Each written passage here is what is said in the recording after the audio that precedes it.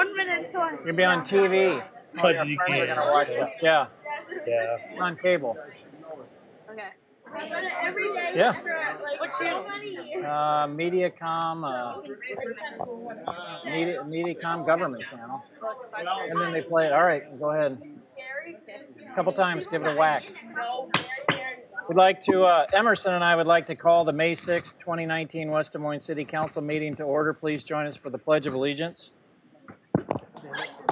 Okay. I pledge allegiance to the flag of the United States of America and to the republic for which it stands, one nation, under God, indivisible, with liberty and justice for all. All right, we have Councilman Sandager on the phone. If the rest of the council members would sign in, we'd appreciate it. Here.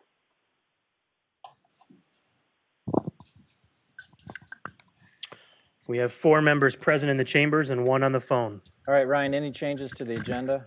We have 3 changes to the agenda. Item 6C, Bridgewood PUD amendment, was just some revisions to the item description language. Nothing changed with that item other than that. Item 6E, development agreement with 4 Right. We had a request, there's a memo on the dais to have that be a motion to continue that public hearing to May 20th. And then item 9B, legislative updates, we are removing from the agenda. They've adjourned, so we're taking them off the agenda. All right, can I get a motion to approve the agenda as amended? Remove approval. Is there a second? All right, you can vote. Aye.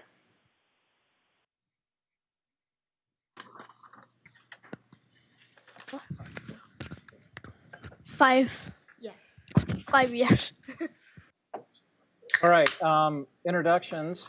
Each year we have Student Government Day with some students from Fair Meadows Elementary School, which I attended, and so did Councilman Trevelyan.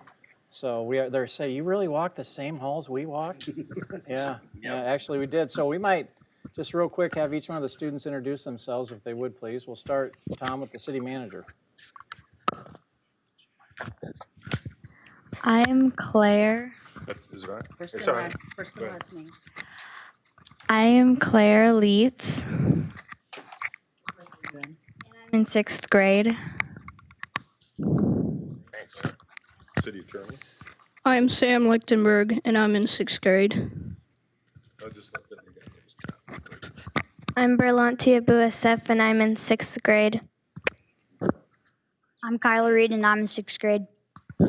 I'm Emerson Pierce, and I'm in 6th grade. I'm Kaya Radford, and I'm in 6th grade. I'm Adria Jack, and I'm in 6th grade. I'm Izzy Carr, and I'm in 6th grade. I'm Dallas Carey, and I'm in 6th grade.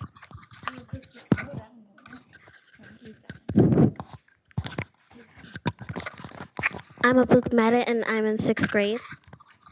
All right, well, welcome. I know the rides are at 6:30, so about 6:20 we'll take a break, and we've got some gifts we want to share with the students for joining us. Item 2 is Citizens Forum, which is a time for anyone in the audience who would like to address the City Council on any item that's not part of public hearings or new business. All right, seeing no one, we'll move on to Mayor, City Council, City Manager reports. Jim, we'll start with you. No, I'm Your Honor. All right, Kevin.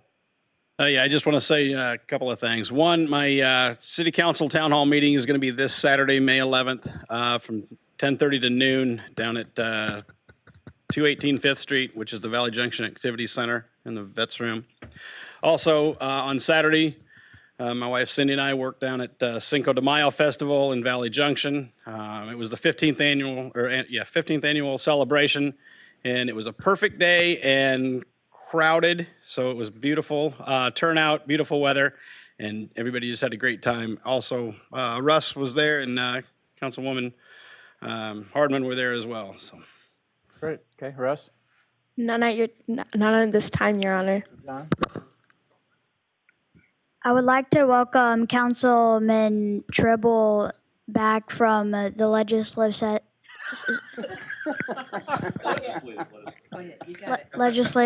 session and thank him for not allowing his bosses to completely get got the right You're doing great. Yeah. viability of local control and the ability for local governments to remain solvent in spite of being an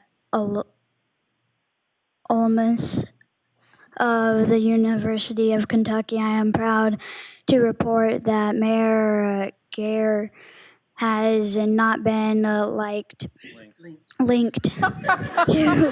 one of the That's most happened before, too. professional in history of sports this past weekend at the Kentucky Derby.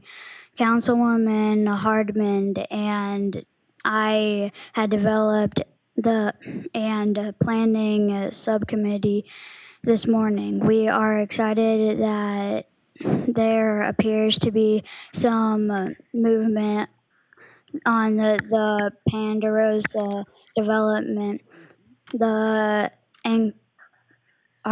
architecture and design has changed slightly, but the quality of products is still a high and everything will still bled into the neighborhood. We also discussed the garbage requirement for a single family house based upon staff's assessment of unattended Congress. We plan to recommend that the recently modified requirement only be for new construction. I plan to attend the Gator Des Moines partnership DC trip this weekend and will be meeting the Senator Grassley and Secretary Ernst office to discuss the grant program, which would be enable intentional funding for me in infrastructure build out for the DMU campus. Good job, Kylie. That's the best, most direct quote Councilman Michelson's had. We need to clip that one on the legislature and put it on our website. Renee? Thank you, Your Honor. City Councilwoman Hardman has been busy supporting the events occurring here in West Des Moines, such as attending the library trustee meeting and hearing about the exciting programs happening at our library and about some of the challenges they will be facing with regard to the renovation projects that will be going on. City Councilwoman Hardman was placed in the West Des Moines jail after donating much-needed supplies for the West Des Moines Human Services for their annual Fill the Jail activity. While she was proud to be part of, she certainly wouldn't want to spend the night there. So she wants to encourage all the students here today to make good choices, stay away from drugs and no unlawful activities, so they never have to be to jail. Councilwoman was proud to be a part of the ribbon-cutting ceremony for the specialty shop, Isabel Bloom in Valley Junction, a wonderful place to buy some of your Mother's Day gifts. Lastly, she would like to congratulate Mr. Jim Miller of the Valley Junction Foundation for a wonderful Cinco de Mayo festival this past Saturday. It was an honor to help congratulate Mr. and Mrs. Cinco de Mayo, along with Councilman Trevelyan and Trimble. Great food, fun, and fellowship. This concludes Councilwoman Hardman's report. Thank you for letting us be a part of your city council meeting. West Des Moines is the best. Excellent. Yeah. Tom? Yeah. Okay, go for it. Thank you, Mayor. I have just a few items to share with you today. Our city recently received the Tree City USA Award. Trees are important, and this award shows we care about our environment. I also want to remind you that the mayor's bike ride will be on Saturday, May 18th at 9 a.m. Exercise is good for us, so please join us if you can. It's a great way to see our beautiful city. We also will celebrate National Public Works Week at the Valley Junction Farmers Market on Thursday, May 23rd. This is a free event with lots of fun activities for the kids. Everyone will have a chance to meet the city employees who plow our snow and take care of our streets. Alex Cahill will give a brief update on the comprehensive plan. Thank you. Okay. Good job.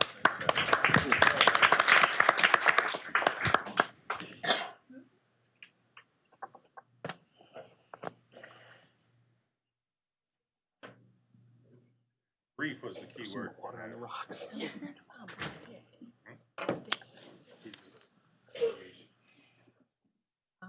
in mediation. Oh, okay. Council members, thank you for letting us give you an update today on the comprehensive plan. You haven't heard from us in a while, and we've done a lot over the last 10, 11 months, so we really wanted to kind of invite you to see what we've done and follow this journey with us. You know, one of our goals with this comprehensive plan was to reach as many people as we could that live, play, visit, and work in West Des Moines and remove barriers to participation. And so what you're going to see here today is an outreach strategy that attempted to do that and really hopefully captured the spirit of our community. And one of the ways we did this is through face-to-face platforms. We really wanted to have those in-person conversations with people. We use digital platforms to reach everyone through social media and our project website.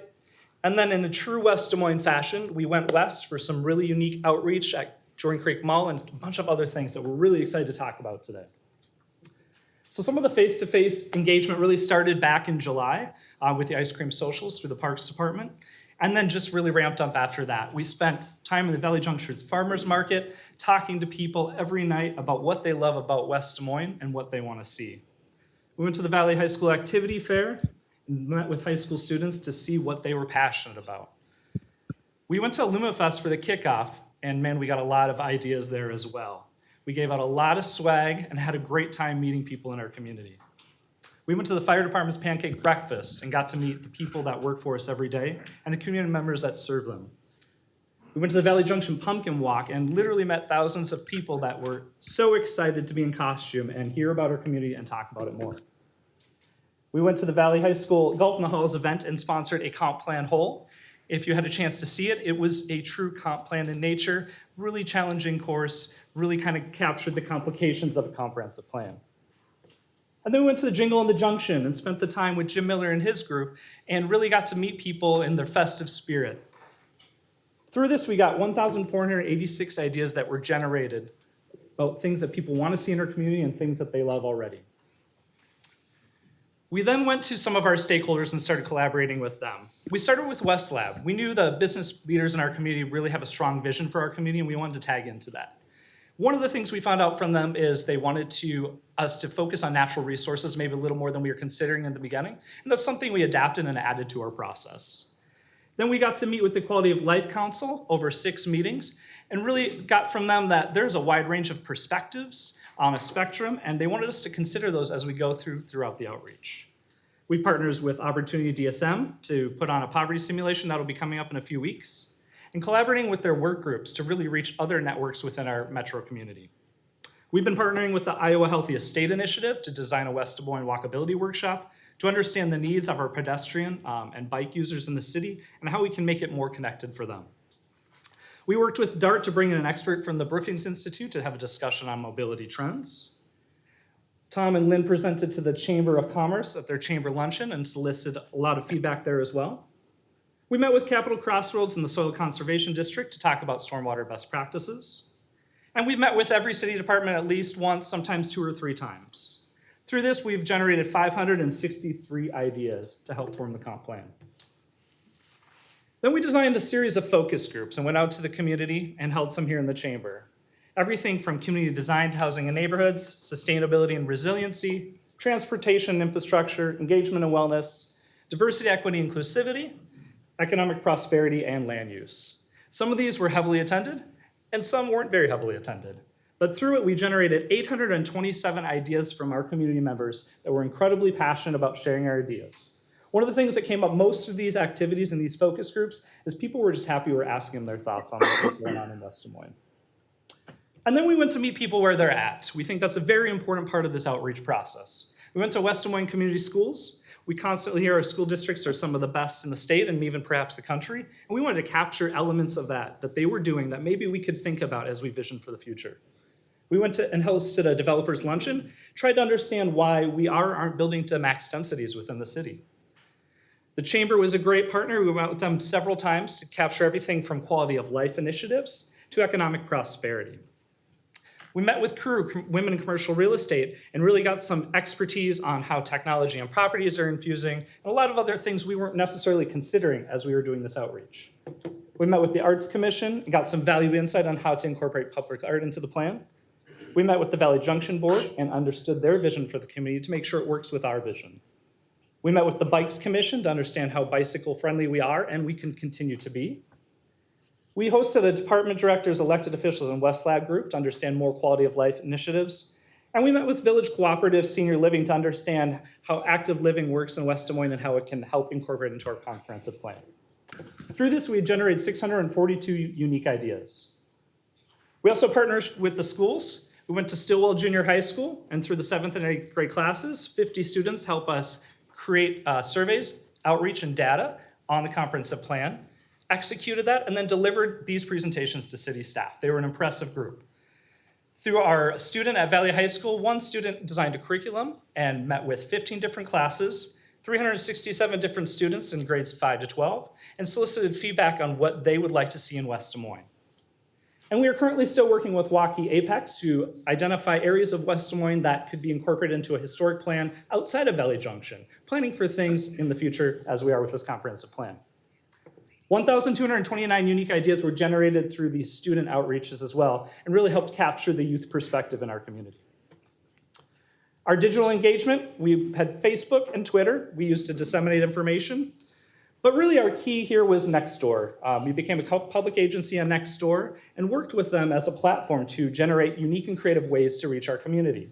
We had a range of responses that really demonstrated the passion in this community, and through it, we got 2,327 unique ideas on Nextdoor. That equates to 21% of all West Des Moines households were engaged on this platform. It has been great for us. Through this outreach, 2,327 new ideas were generated in digital outreach. And as you're probably familiar with, is our West Des Moines Comp Plan website. We've had 5,055 unique visits. We've had 965 total ideas generated on this website. But really the key here has been our surveys. We've sent out 8 topical surveys. 1,378 people have responded, and that number keeps going up every day. Some of the other uniquely West Des Moines outreach, Jordan Creek Kiosk, if you have an opportunity to go shopping in Jordan Creek. Tuska, our partners at Tuska helped us design this here. We have trail signs with the help of public services helped us design the signs and get them set up so we could capture pedestrians and people on cycles. We do a City Hall wrap. Hopefully everyone participated in the hall out here. The West Des Moines Library Corner. We went door to door to hundreds of businesses offering posters and clings and having a short conversation about what a comp plan is. We sent out Waterworks mailers to over 13,000 households. We published in West Des Moines Living magazine to get the reader perspective. We used eNotify to reach people. We tried to reach city staff through city emails and monthly newsletter. And we partner with some partnerships like Shive Hattery, Barcalamar, ISG, and a few others. Through our engagement efforts, 6,909 ideas were generated. This was in face-to-face conversations. Additionally, 4,670 ideas were generated through digital platforms, totaling 11,579 unique total ideas to help inform this comprehensive plan. This number continues to climb today as people continue to want to stay engaged. So quickly, I want to tell you what our community said. We learned that they have a lot of civic pride, and I would take some of this as constructive criticism for the city. They told us what we're doing well, but they also told us some areas of opportunity.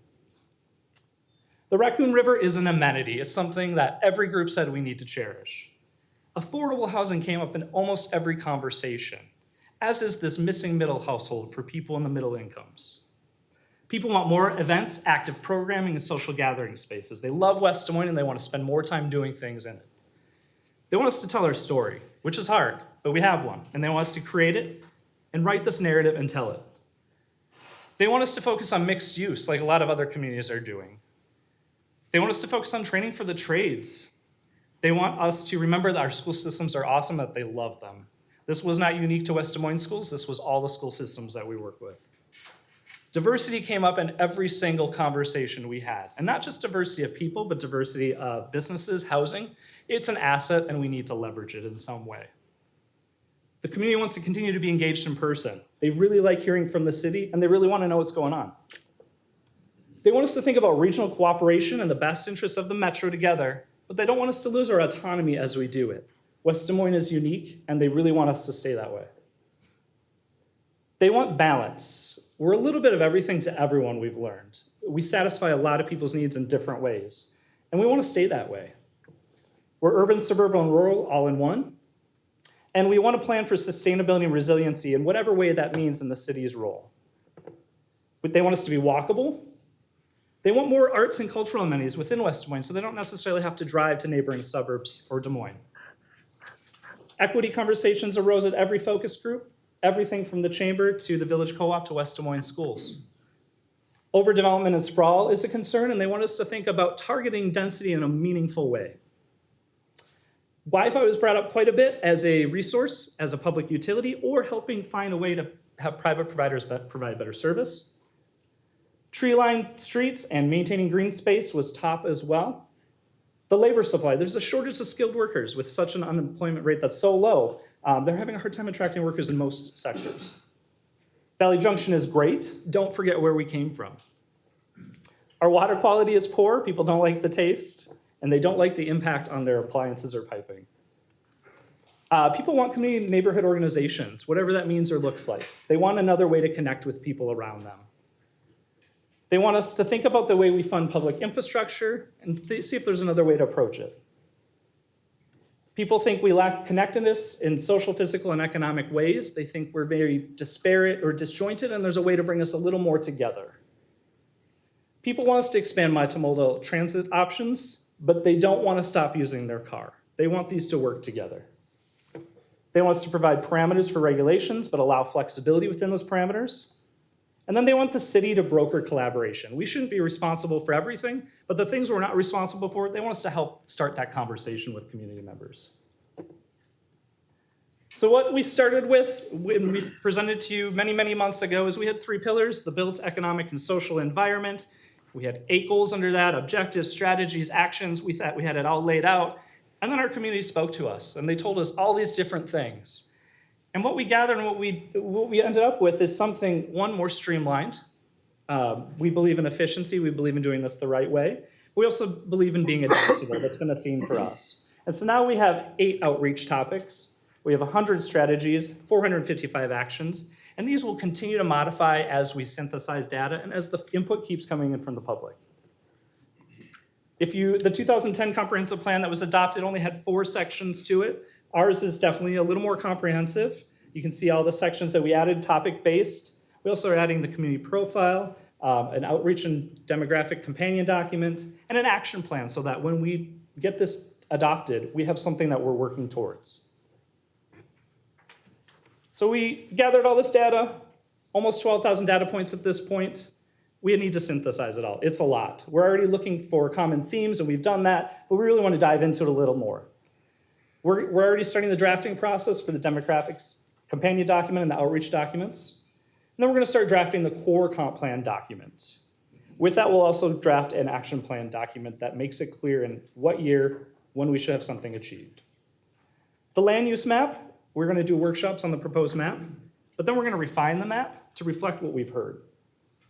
Then we'll do public outreach on this map to ensure we're going in the right direction.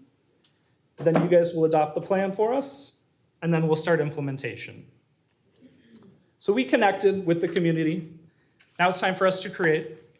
Is there any insights or anything you'd like us to know going forward? Do we know the timeline that we'd like to get through this? Yeah, so we're going to be drafting over the summer. Hopefully by fall, mid-fall, we'll be able to go out, we'll start workshopping some of the comp plan and the land use map as well. Yeah, and I'm not suggesting that this process is going to be like the last one, but I've told people we had 22 public hearings the last time we did the comprehensive plan.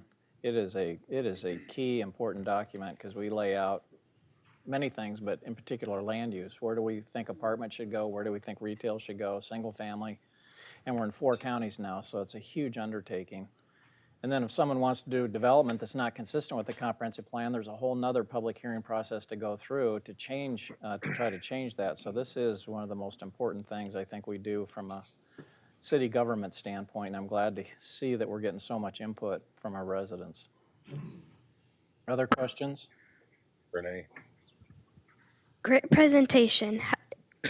How do you plan to communicate more to residents of the city? That's a great question. We've actually started that conversation with the balance of the larger comp plan team, trying to identify ways to keep reaching out with people and keep those feedback cycles going. We have built quite a network, and so our goal is to keep that going and keep having those conversations. So we're working on what that looks like right now. Yes, and I would like to reiterate, this was a phenomenal presentation, and the outreach and the communications that you've had with the plethora of stakeholders is very impressive. So I thank you for all of your work and the team's work. I was just going to, not to repeat, but just going to say the same thing. I mean, the outreach that you guys have done, the education, getting the feedback and input of our citizens, this is unbelievable. And I really appreciate the job that you guys did. If somebody comes in and says that we didn't do public outreach and education, I'm not going to believe it. But this is, as the mayor said, extremely, extremely important. And to get all this information from people on what they want to see, or how they want to see West Des Moines develop is just invaluable. So really appreciate what you and the team have done on this project, and look forward to getting a draft comprehensive plan in place and then going through some of the public hearings and making adjustments that we see fit. So thanks again. Thank you. Thank you, guys. 2 updates for me. One, at the April West Des Moines Chamber Lunch, I was invited to do the State of the City, so it was a good opportunity to share with a packed house all the things that are going on in our community, not only the successes but the challenges. And I think we had some good information that I've heard feedback and other people are sharing, so I always appreciate the Chamber's willingness to let us do that. The second item would be to thank Tom and present him with his 5-year service award. I've been here long enough that I think I've been through 4 national public searches for city managers, and the right city manager is really difficult to find. So the last time we were going through it, we decided just to handpick Tom and reach out with him. Des Moines Register wasn't too happy with us on that, but people know the quality of Tom and what he's been able to accomplish. We've had some of the best years we've ever had in our 126-year history. Many of us work with Tom. He spent 17 years at Metro Waste Authority. We knew with Tom's relationships, we knew for his passion for local government and his ability to work and collaborate, that he was the right person for the city at the time. And so, Tom, we very much appreciate all of your efforts and your hard work, and it's fun working with you and the staff and accomplishing a lot of good things. So we hope we get a lot more years of service out of you. The only negative comment he had after he said, "I forgot you guys were in 4 counties." Other than that, Tom's been great with all of us, and we appreciate your willingness to help us make some changes that make sense for the city, and for your willingness to serve our community. So let me present this to you, Tom. Thank you. Thank you. Yeah. Thank you very much.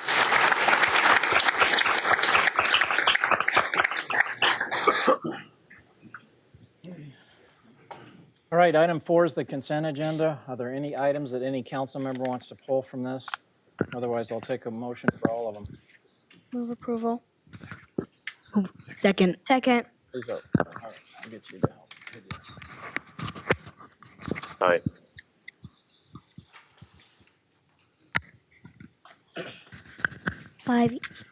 Five yes. All right, item 5 is old business. 5A, Emerson, I'll have you, if you would, read the agenda item for us. Amendment to City Code, Title 9, Chapter 1, Entitlements, Process and Procedures. Chapter 2, Zoning, Rules and Definitions. Chapter 4, Zoning, Districts and Maps. Chapter 5, Agricultural, Open Space and Residential Zoning District. Chapter 7, Setback and Bulk and Density Regulations. Chapter 10, Performance Standards. In Chapter 19, Landscaping. Update regulations pertaining to building setback and separation requirements and bulk density regulations. SETI initiated. Okay. Ordinance. Approval of third reading and final adoption.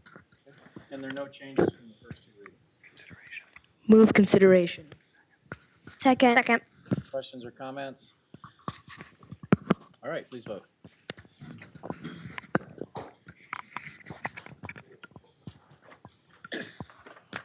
Four yes, one no. An ordinance amending the city code of the city of West Des Moines, Iowa, 2019 by amending Title IX zoning to update regulations pertaining to building setback and separation requirements and bulk density regulations for commercial and residential developments within the city. Move approval. Second. Wait. Aye.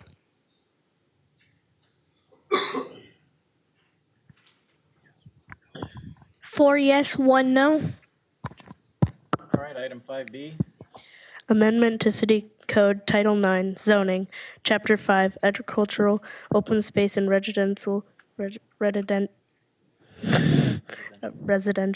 Zoning District, and Chapter 10 Performance Standards. Modify garage requirements and establish a waiver process for single-family detached dwellings, city initiated. Ordinance, approval of third reading and final adoption. I know there was a minor change and there was a subcommittee meeting today, and since Dick's not here, I don't know, Lynn or John, if you guys want to give the council an update on the outcome of the city council meeting today and how that might impact the third reading. So Lynn's walking up here, Councilwoman Hardman and I discussed this with the subcommittee at length this morning and decided to draw a bright line of existing construction or existing structures and then new construction. So the new ordinance that is in discussion here would apply to new construction, but existing structures it would not. Lynn Tweet. Grandfathered in. Yeah, Lynn Tweet, Director of Development. Yeah, so anyone who does not have a garage as of today, with the adoption of this, they would be grandfathered in and would not need to add a garage. If you're remodeling your house, it does not trigger a garage. This is only truly new single-family construction only. Reading through the ordinance, I don't see really any changes. The minor changes may have just been in the text portion that Dick changed, but without him, I can't So tell you remind us exactly. the length of the deed restriction. It is a 5-year deed restriction. It only, if you need to sell within that 5 years and you do not sell to somebody with the 80% or lower AMI, you are required to pay back about a $20,000 value is what it's expected to be. That'll go up with inflation as the engineering index goes up. If you sell within that 5 years and you sell to somebody who is 80% or lower, that 5 years starts again, but you have no payback fee that you have to pay. Remind us about the waiver process. It'll be a separate process. It'll start with what's part of the application. The housing planner will be involved in helping to identify the salary and making sure that's in place. But it's a separate document that's recorded against the property then. Okay, Lynn, you're talking about grandfathered, but if there's a house, I don't know, July or August of this year, that we determine, code enforcement determines that the garage is unsafe and needs to come down, then what? I mean, how do they get grandfathered? That's part of that policy that'll be drafted up, but as long as they don't, it just is not required of them under the mindset if you can't keep up the garage to the point that it's falling down, you likely don't have the money to spend to put a new garage in. So the intent is that they would not be required to put in a garage. We really don't have a way to enforce them to go back and put in a garage. We're not going to kick them out of the house and take their occupancy. So it would just by nature, they just would not have to put the garage back in. Okay, good. Okay, so Emerson and I would entertain a motion for the third reading. Move consideration. Second. Okay, any other questions or comments? Just comment. I'm not going to support this. I haven't supported it all along. It's not that I don't think this is a good idea. I just don't think it goes far enough. I've been on record, and I'm going to go on record again saying that I think that any new house should not be required to have a garage. I think the market's going to dictate that 99.9999% of the houses built will have a garage, but those that are trying to start out, find an empty lot, and build a house, if they choose not to have a garage, I don't think they should be required to. It's been shown, our own staff has said that it's not been an issue around the city, so I will not be supporting this. Please vote. Aye. 4 yes, 1 no. An ordinance amending the city code of the city of West Des Moines, Iowa, 2019 by amending Title IX zoning, Chapter 5 agricultural open space and residential zoning district, and Chapter 10 performance standards to modify garage requirements and establish a waiver process for single-family detached dwellings. Move approval of the third reading. Second. Final adoption. Please vote. Aye.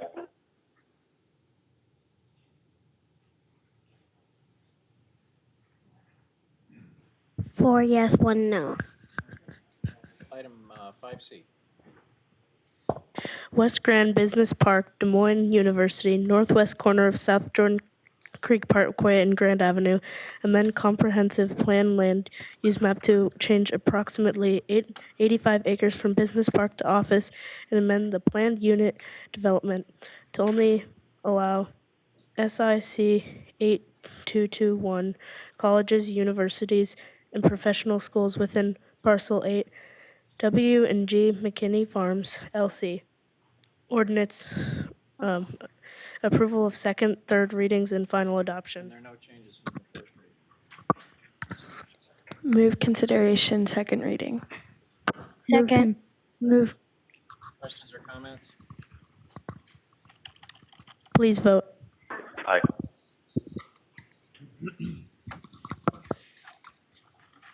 5 yes, an ordinance amending the city code of the city of West Des Moines, Iowa, 2019, and ordinance numbers 1373, 1812, and 2299 pertaining to plan unit development, district regulations, and guidelines. Move approval of second reading. Second. Please Aye. vote.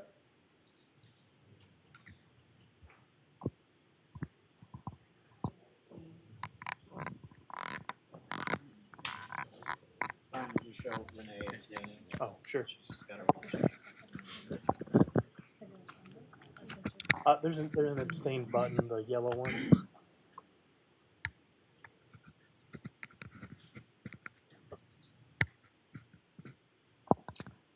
Four yes, one abstention due to potential conflict of interest.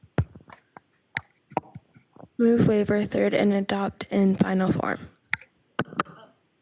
Hey, Ryan, real quick, I think on the previous one, I think she wanted to abstain, so both the DMU. Right, yep, yeah, I'll record it that way. Okay. Abstaining on all of them. Is there a second? Second. Please vote.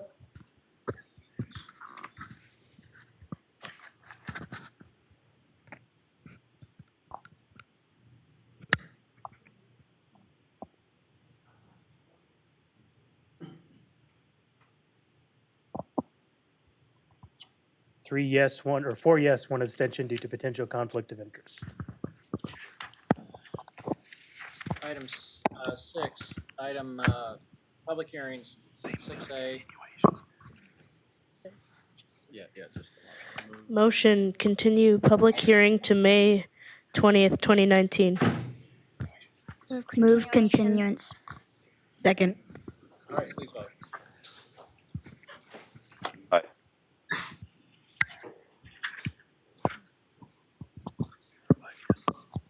Five yes. Okay, item 5B. Okay. This is the time and place for a public hearing to consider West Grand Business Park Mid-American Energy Recplex southeast corner of South Jordan Creek Parkway and Grand Avenue. Amend the plan unit development to allow for the development of an indoor and outdoor recreational facility initiated by W&G McKinney Farms, LC. Clerk, would you please read the date the notice was published? April 16th, 2019, in the Des Moines Register. Have you received any written comments to this hearing? The Plan and Zoning Commission, by a vote of 6 yes, 1 was absent, adopted a resolution recommending approval of the PUD amendment. Okay, now would be the time for anyone in the audience who would like to address the city council on item 6B. All right, seeing no one, I'll declare the public hearing closed. Ordinance approval of first hearing. And there's no outstanding issues. Move consideration of the first reading. Second. Any other questions or comments? Please vote. Aye.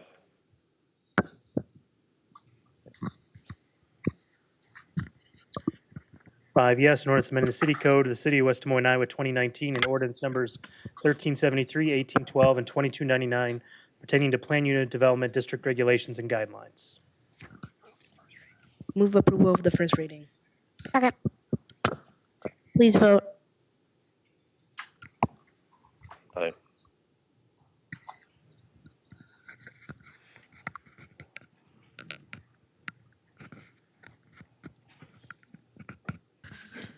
Five yes. All right, item 6C.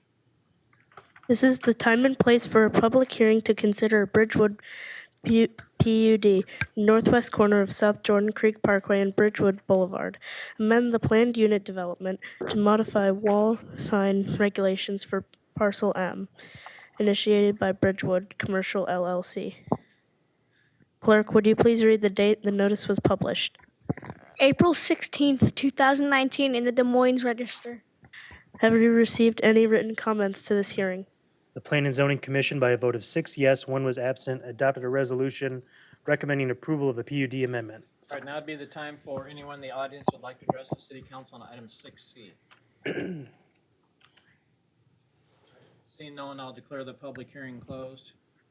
Ordinance approval of first hearing. And there's no outstanding issues. Move consideration of the first reading. Second. Questions or comments? Please vote.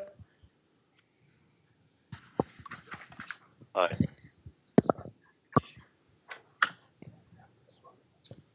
Five yes, an ordinance amending the city code of the city of West Des Moines, Iowa, 2014, and ordinance numbers 1276, 1322, 1335, 1401, 1438, 1482, 1628, 1748, 1809, 1962, 2198, 221, 2220, and 2331 pertaining to PUD district regulations and guidelines.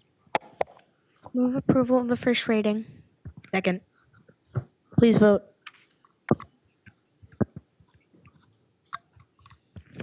Aye. Five yes. All right, item 6D. This is the time and place for a public hearing to consider Mills Landing, southeast corner of South 60th Street and Mills Civic Parkway. Amend comprehensive plan land, use map, and approve the Mills Landing area development plan initiated by Shri Ram Development, LLC. Clerk, would you please read the date the notice was published? April 16th, 2019, in the Des Moines Register. Have you received any written comments to this hearing? The Plan and Zoning Commission, by a vote of 6 yes, 1 was absent, adopted a resolution recommending approval of the comp plan amendment and area development plan. All right, now would be the time for anyone in the audience who would like to address the city council on item 6D. Okay, just take you one at a time. If you'll come up and give us your name and your address.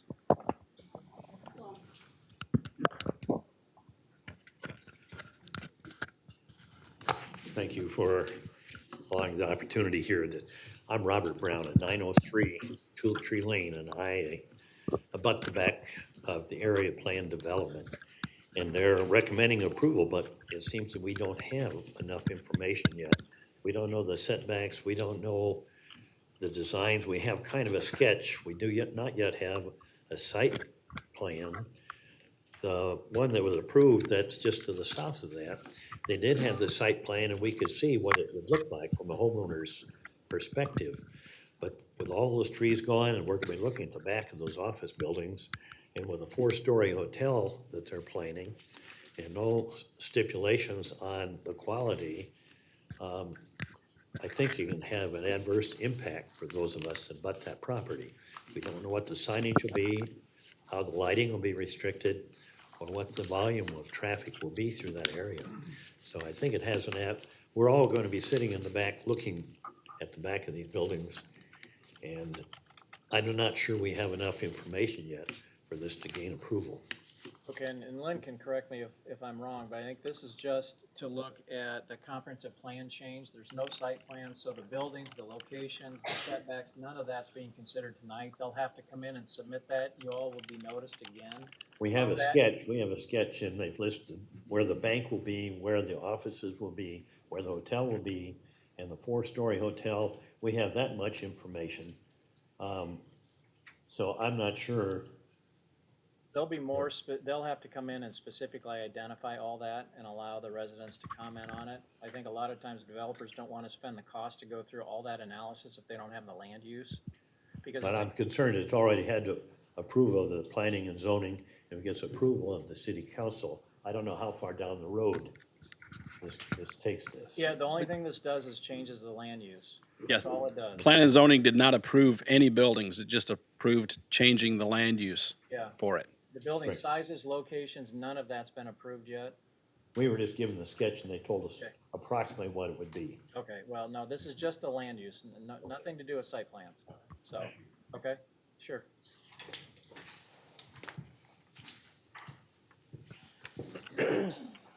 Hi.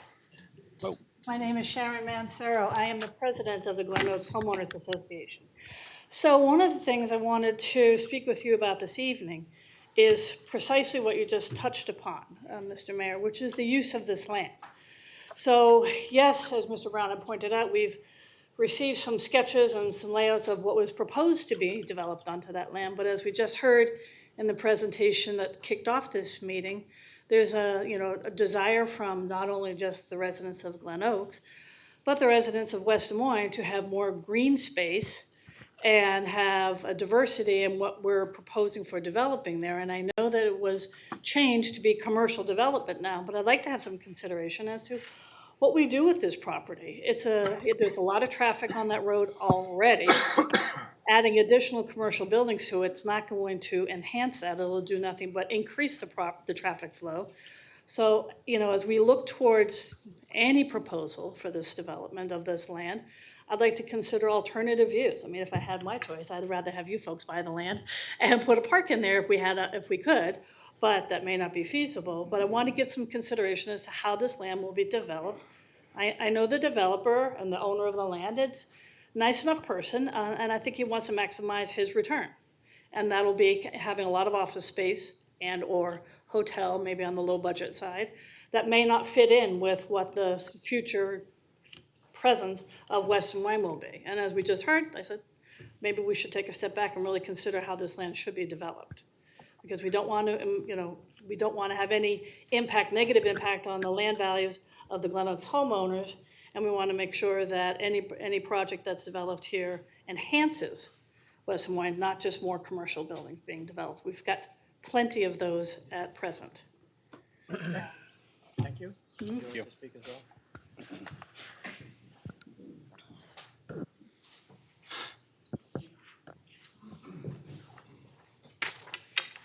Good evening, and it's so nice to see so many friendly faces up here. It's quite daunting to have to do a public speaking event. My name's Mary Ann Kazak. I'm at 917 Tulip Tree, also a property owner that faces that property. And I just would like to echo what Sharon said. I took a couple of notes from the preliminary presentation, and I appreciated that the community feedback is for mixed-use space, that there's a concern about overdevelopment, and that I was intrigued to see the land use that would be in the plan going forward. I've been a West Des Moines resident for 25 years, 5 years at this residence. In addition, I work in the city. I've sent my 3 children to the school, so go Tigers. And then just to show the full circle, even have a cemetery plot over at the city cemetery. So truly, I'm all in on the city, but I'm not all in on full commercial use back there. So I would just invite you to consider, some alternatives before, we perhaps overdevelop that portion of the city and consider other ways that we could use it. So thank you for your time. Anyone else for the public hearing?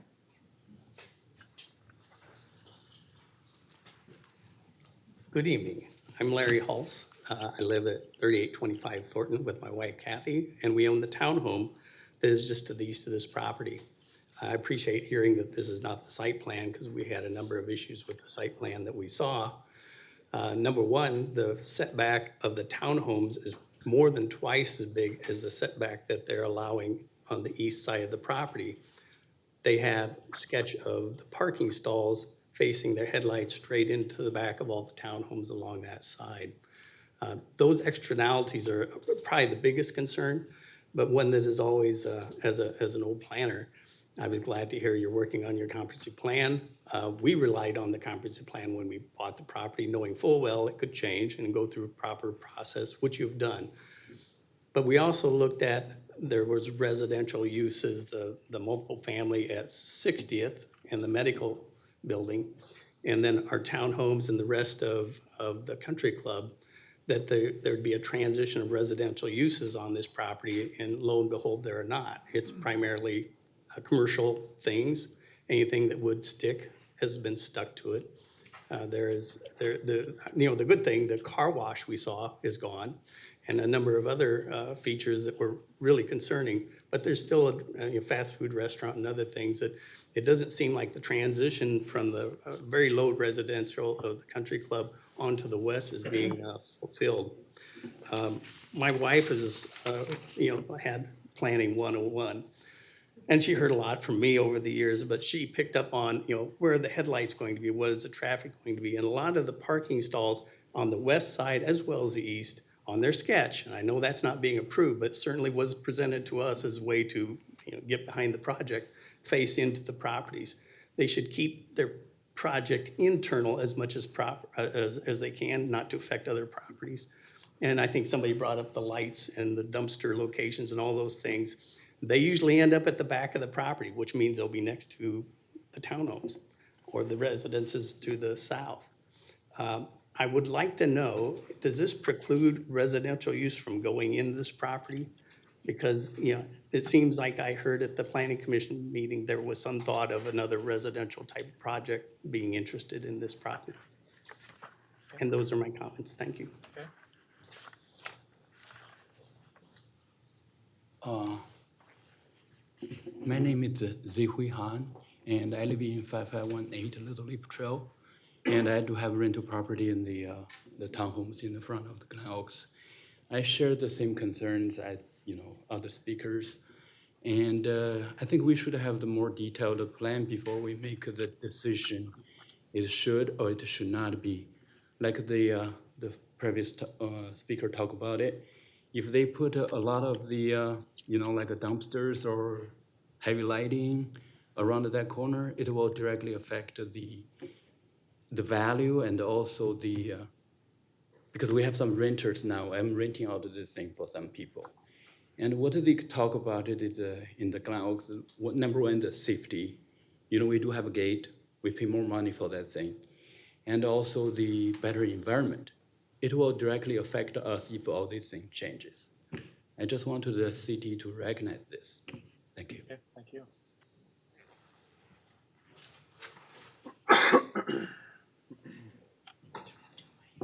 Hello, John Schneller, 5542 Little Leaf Trail, West Des Moines. I want to add on to what Sharon said.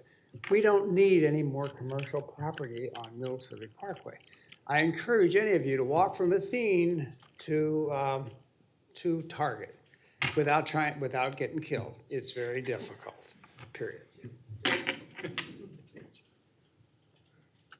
Anyone else for the public hearing? Okay, and I don't know, Lynn, if you want to come up and address any of these. What's on the table tonight is changing. Right now, there's medium density, low density, and support commercial to this 16.23 acres. The action that's being asked for tonight is to change it to all support commercial, but no, as we said, no site plan issues involved tonight. Any thoughts on that? I'll see if any council member has questions. Well, not only are we not doing a site plan, but this is just a comp plan. This is not any change in zoning either, correct? That's the bigger. Lynn Tweed, Director of Development Services. You're correct. This is the Comprehensive Plan Amendment Land Use, as well as what we call the Area Development Plan, which is the first step of a specific plan. So this does not establish the zoning on the property. It establishes the land use only. They will be coming back. It's in process right now. We are drafting that specific plan ordinance. That is the document that has the details on all the buffering, mitigation of impacts, setbacks, how much landscaping, how much parking, how tall the buildings can be, what are they going to look like. All of the details get laid out in that specific plan ordinance. Having sport commercial does not take residential off the table completely. Within the sport commercial district, we do allow mixed use. So they could do a building that does have retail or office on one level or residential on another level. The other piece that's kind of still floating out there, we just don't have details yet, is there's a potential of a seniors living facility, active community, locating on the south half of this property. If that goes forward, likely they will be back to us to do a different comprehensive plan amendment, area development plan, and then specific plan that matches to that. So all of the details are yet to come. We're fully aware of the potential for impacts, and we will look at that as part of that zoning ordinance. Once the zoning ordinance goes through, then they still have to come back for individual site plans. Yeah, and the city attorney's not here tonight. Yeah, he is right now. Yes, he is. Hi, Dick. What's always concerned me is once you change the comprehensive plan, I thought the state code required that you consistently zone it based on the comp plan. And years ago, we were threatened to be sued by a developer who said, this is your comp plan. If you refuse to zone it consistent with that, you violated state law. So I'm always careful about suggesting that we don't have to rezone it based on what the comp plan land use is. If we don't have any intention to rezone it that, why are we changing the land use? Well, you're right about both those. You always have to have the comp plan done or change to the land use before you can consistently zone to zoning. I think your issue, Mr. Mayor, is the fact that we don't do that in one step. So it's always possible we can come back, and it's the discretion of the council if they want to change the comp plan again for whatever reason, but then the zoning would follow that. But I don't know that that answered your question, but you have to have the comp plan land use obviously before the zoning takes place. Yeah, but I don't think it's fair for anybody involved to say, okay, we're going to change the comp plan, but we're not going to change the zoning. I just don't know. Well, I guess that's still. And in this case, the zoning literally is a multi-page document. I think you understand some of the specific plan ordinances we have had.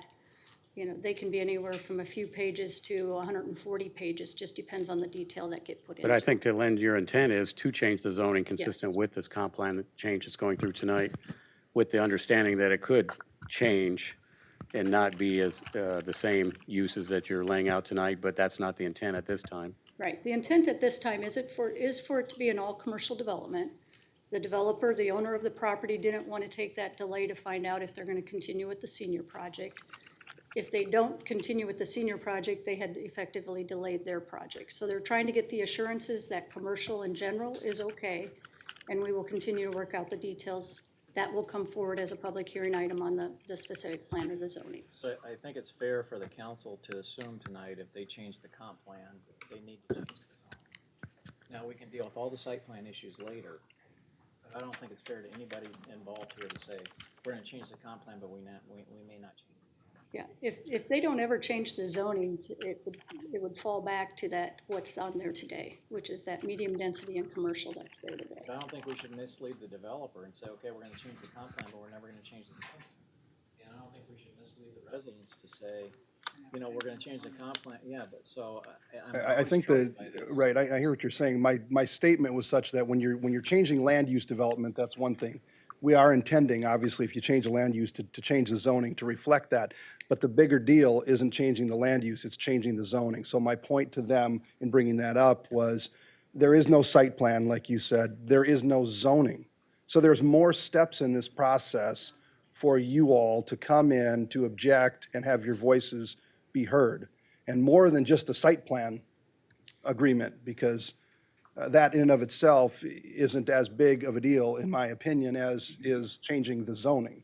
But you'll have other bites at the apple, is what I was trying to imply by bringing that up.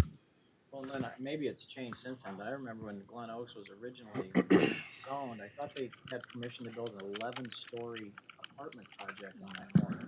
I mean, it was enormous what was allowed there.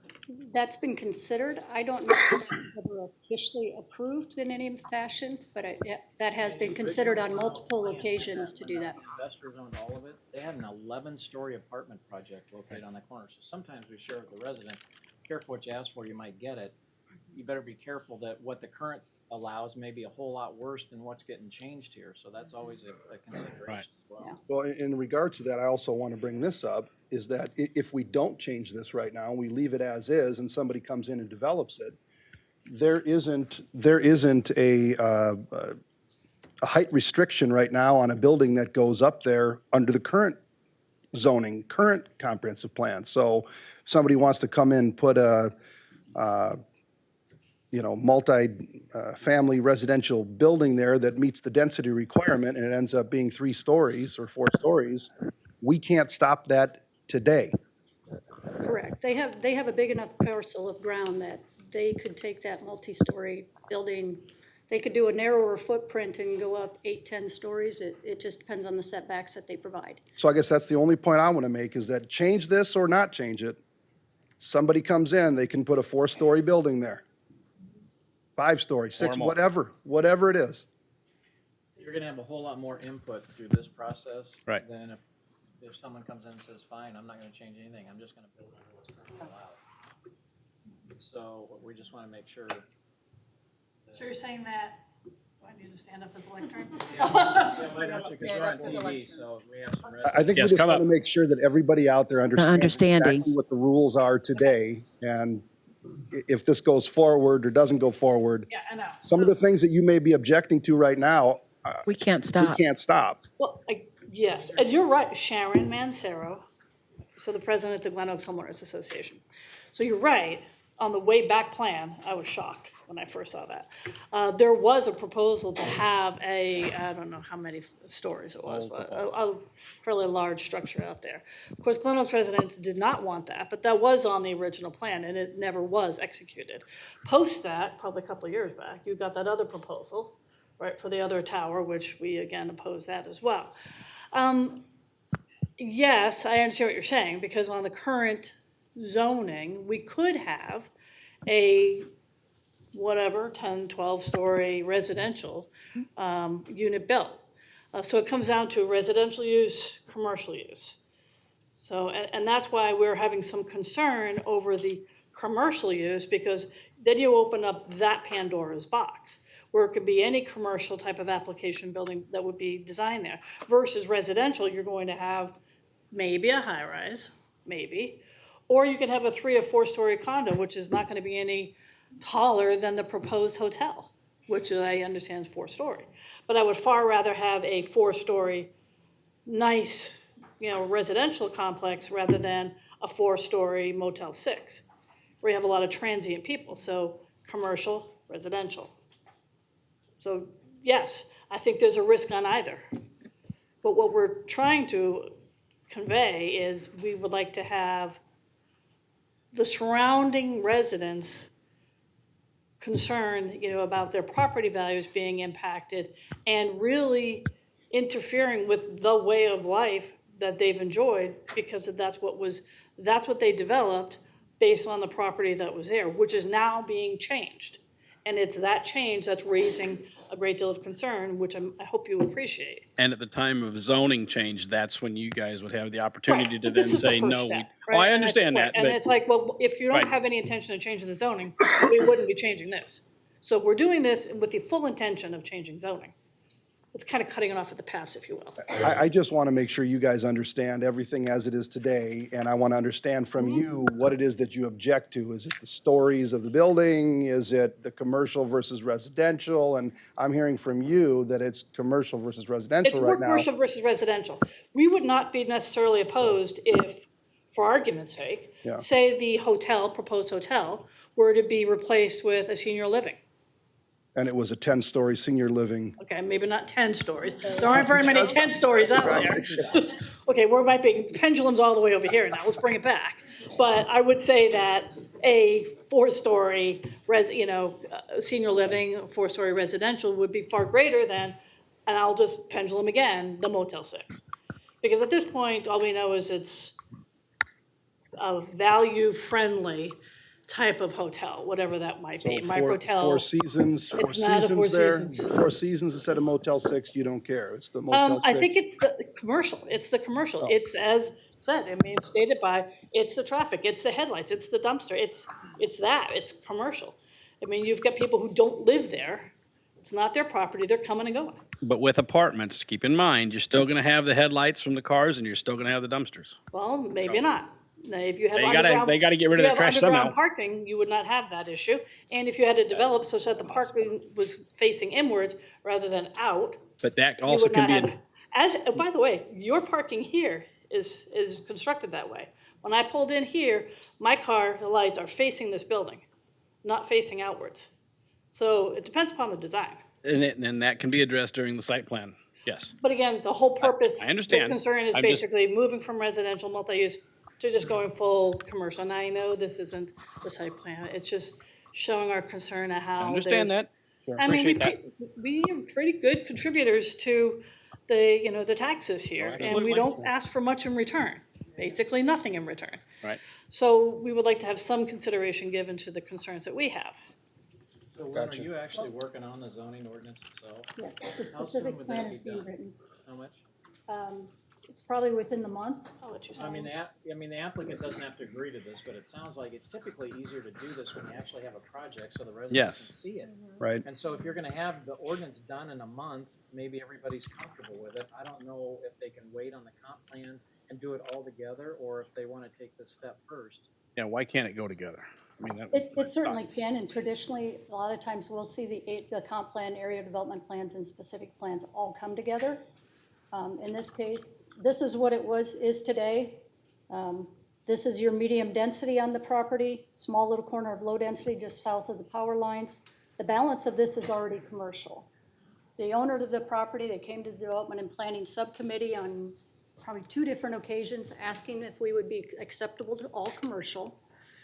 The comment is we're acceptable to that. However, there's a lot of pieces that they have to mitigate. We discussed headlights, we discussed buffering, we discussed heights, we discussed the types of uses. All those pieces are being taken into consideration.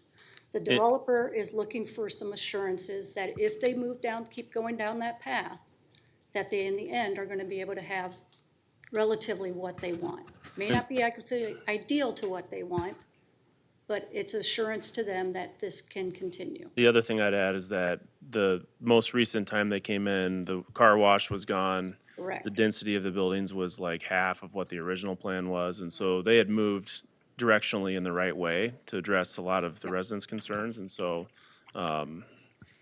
so I think Councilman Trimble's question might be, no matter what goes in here, is it gonna be a problem? So if it's not a green lot, is anything gonna be acceptable? Right. We will have many of the same issues regardless what land use goes in here. Shy of development. Why don't we postpone this now, because our students were supposed to leave at 6:30, so we're running a few minutes late. Appreciate everybody's help. We'll pass out the certificates of recognition and some West Des Moines pins, and then we'll get back to this item. So.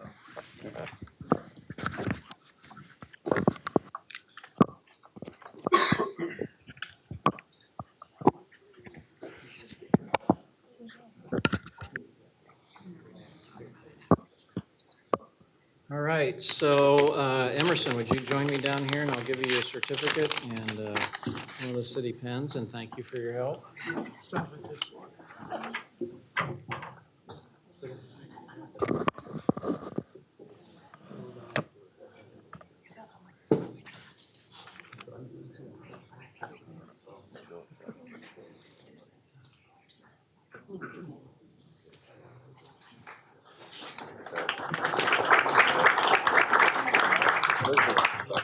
Okay, Sam.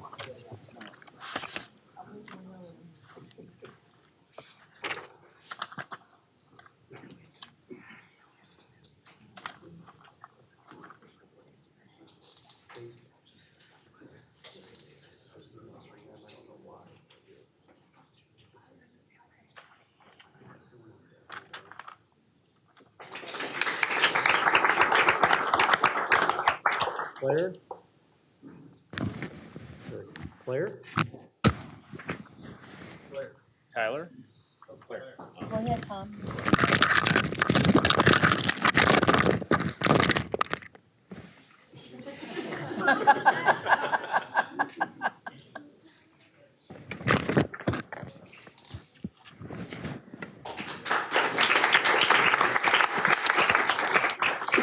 Dallas?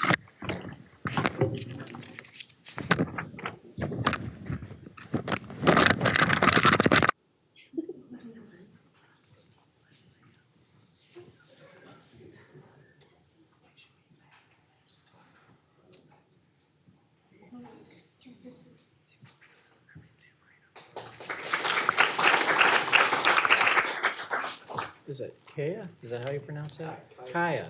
Kaya.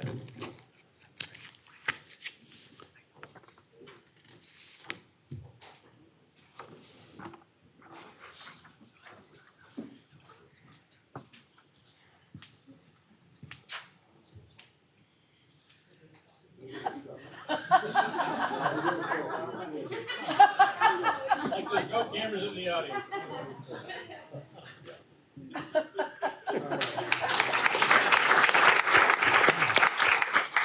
Tyler?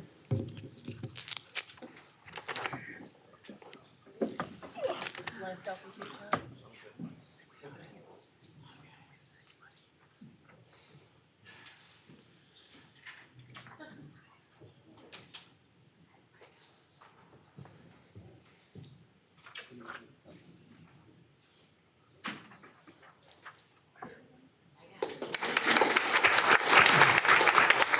Is he?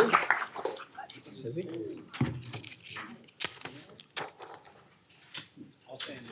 I was gonna say, you're getting 2 votes tonight.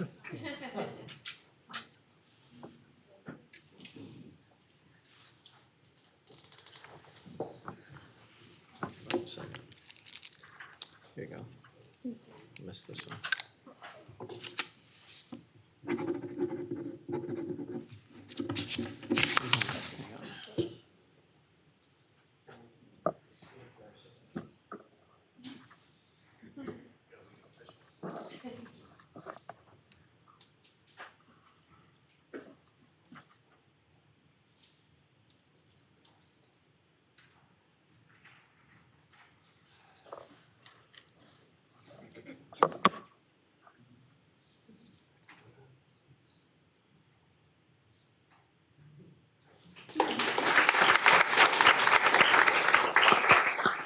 AJ.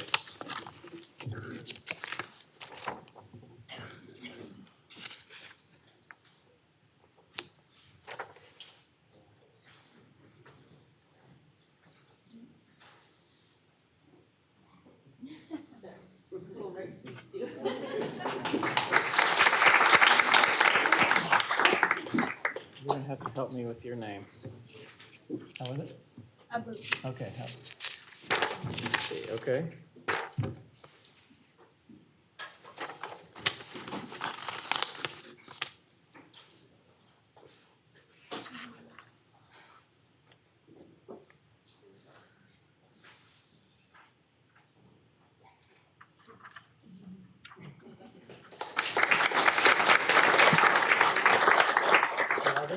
Huh? Which one? Oh, yeah, you're gonna have to help me with your name too. Okay, come on down, please.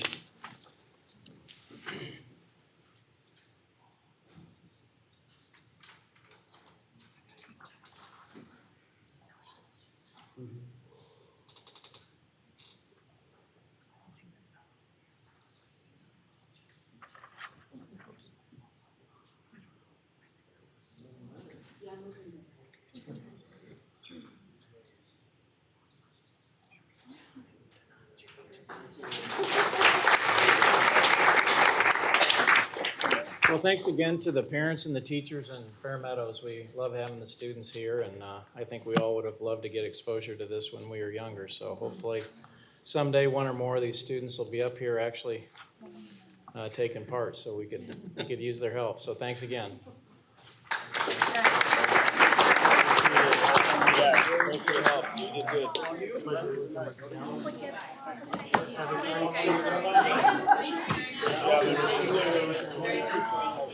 Hey, yeah, thank you. I don't get some of Thank you. Thank you. Yeah, thanks a lot. Thank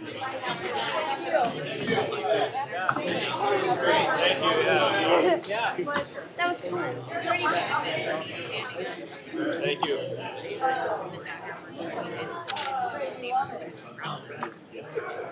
I've got it.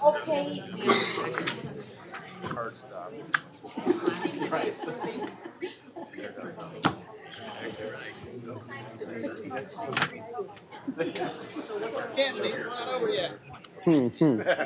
It's only an admission. I don't know that I can spit all that out, but I'll just see what happens. Okay.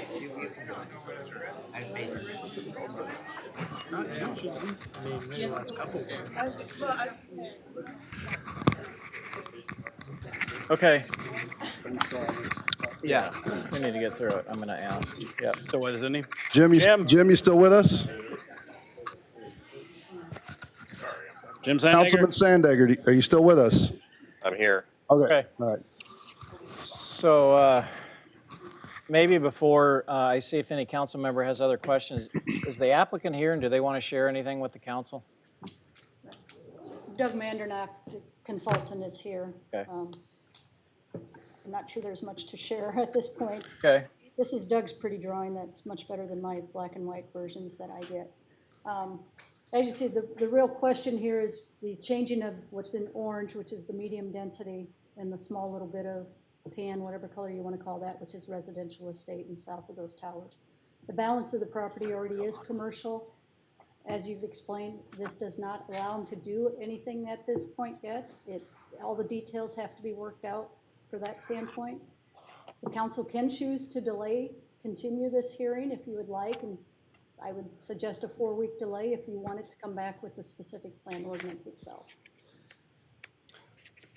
I'm fine delaying it if that's okay with the applicant. I guess I would request that the applicant meet with the residents and try to, as Mayor Gare said, provide as much detail as possible as to what this new development's going to look like before they bring this forward, so that we have a better idea, they have a better idea of what it is that we're going to be asked to approve. So.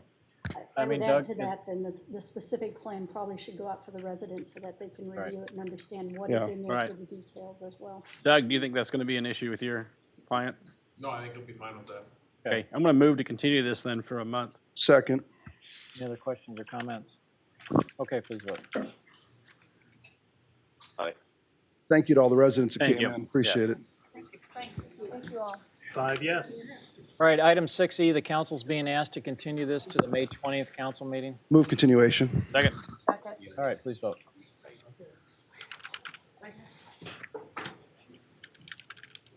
Aye. 5 yes. 6F, this is the time and place for a public hearing to consider conveyance of city-owned property to Greater Des Moines Habitat for Humanity, 221 8th Street and 225 8th Street, initiated by the city of West Des Moines. Ryan, would you please read the date the notice was published? April 19th, 2019, in the Des Moines Register. Have you received any written comments? None, Your Honor. Right now be the time for anyone in the audience who would like to address the city council on item 6F. Seeing no one, I'll declare the public hearing closed. This is a resolution to approve the conveyance of property. Move approval.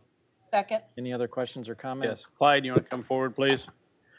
My question is, when this first came up, I had suggested just this, that we sell it to Habitat for Humanity and do much like they did down at the downtown Des Moines Art Festival, where they did basically built the house in a matter of days, only with that one they moved it. Has there been any talk with Habitat about doing kind of a community challenge type thing like that to maybe get some businesses to build one and residents or whatever to build the second one? We've had really a small conversation with Lance Henning, who's the executive director, about doing something like that, and he's considering his options. So Okay. we haven't heard anything one way or another what he wants to do. When is he thinking about starting construction on these? They would like to start construction this summer. Okay. Well, if there's any chance of that happening, I would like to see We'll that. 'Cause I certainly think that broach would, that subject again with him. I think we could get a huge number of people from the city of West Des Moines, residents and whatnot, to take part in that. That'd be cool. Okay, if there's no other questions or comments, please vote on 6F.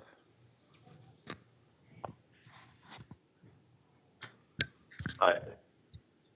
5 yes. All right, 6G, this is the time and place for a public hearing to consider Whisper Point Park improvements initiated by the city of West Des Moines. Ryan, would you please read the date the notice was published? April 19th, 2019 in the Des Moines Register. Have we received any written comments? None, Your Honor. Okay, now would be the time for anyone in the audience that would like to address the city council on item 6G. Seeing no one, I'll declare the public hearing closed. We have 2 resolutions and 1 motion that we can take together. Move approval. Is there a second? Second. Questions or comments? Questions, I guess, Sally, this is for you. This is immediately across from Valley View Park, so I guess I'm wondering, what is it that we're doing there that's really any different than Valley View, and why is it $675,000 for this when they're within, I don't know, 4 blocks of each other? Sally Ortiz, Director of Parks and Recreation. Unlike Valley View Park, this is a neighborhood level park. It is meant to serve the residential area immediately around it and be within walking distance. This is going to have a playground that is going to be on a much smaller scale than what we're going to be putting in Valley View, which is a park that's meant, for people to drive to. There are going to be large parking lots. It's going to be, very busy rental shelters. And so it's just a different level of park in our system. And we provide that neighborhood level of park for all of our residents through covering the community with service areas that are between a half a mile and 3/4 of a mile.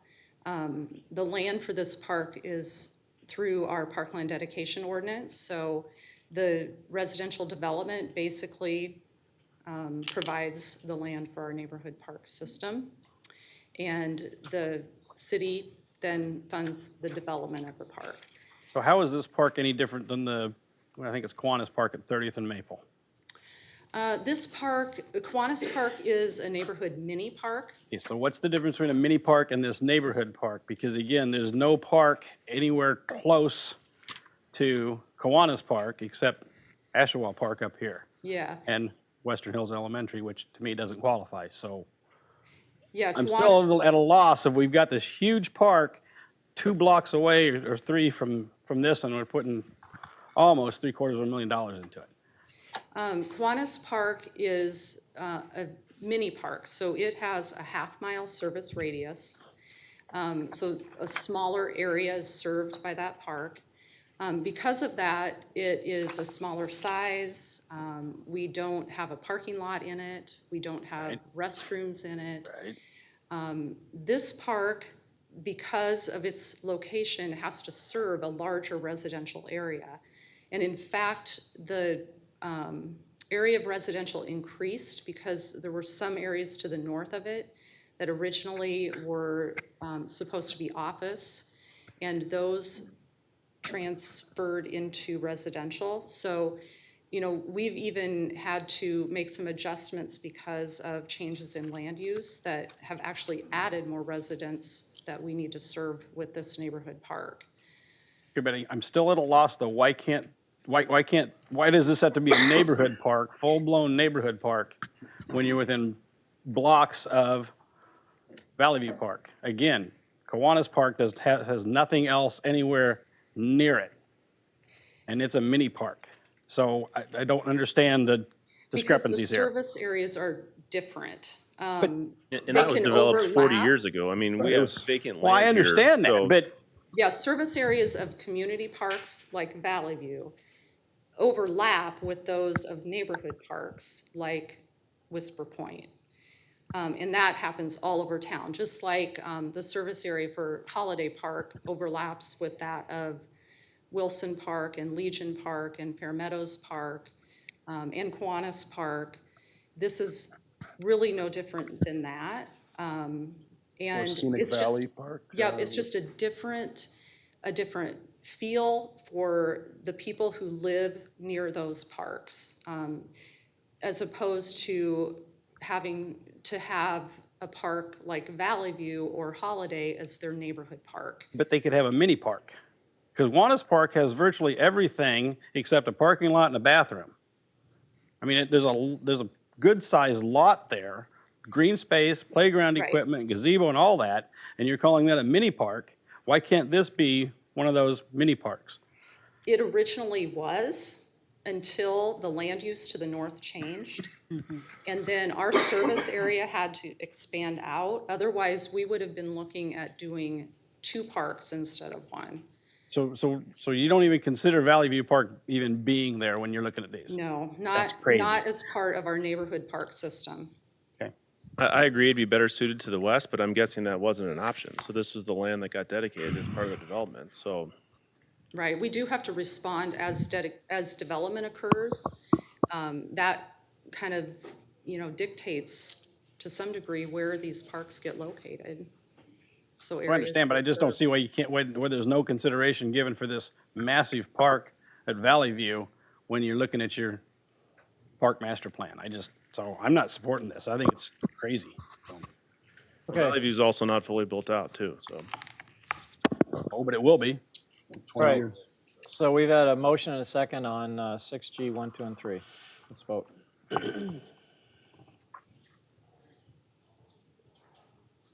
Aye. 4 yes, 1 no. Okay, so 6H, the council's being asked to defer public hearing until the May 20th city council meeting and to authorize bids to be received at 2 o'clock on May 15th. I want to move that. Move to defer. Second. All right, please vote. Aye. 5 yes. 6I, this is the time and place for a public hearing to consider South 33rd Street and Fuller Road retaining wall improvements initiated by the city of West Des Moines. Ryan, would you please read the date the notice was published?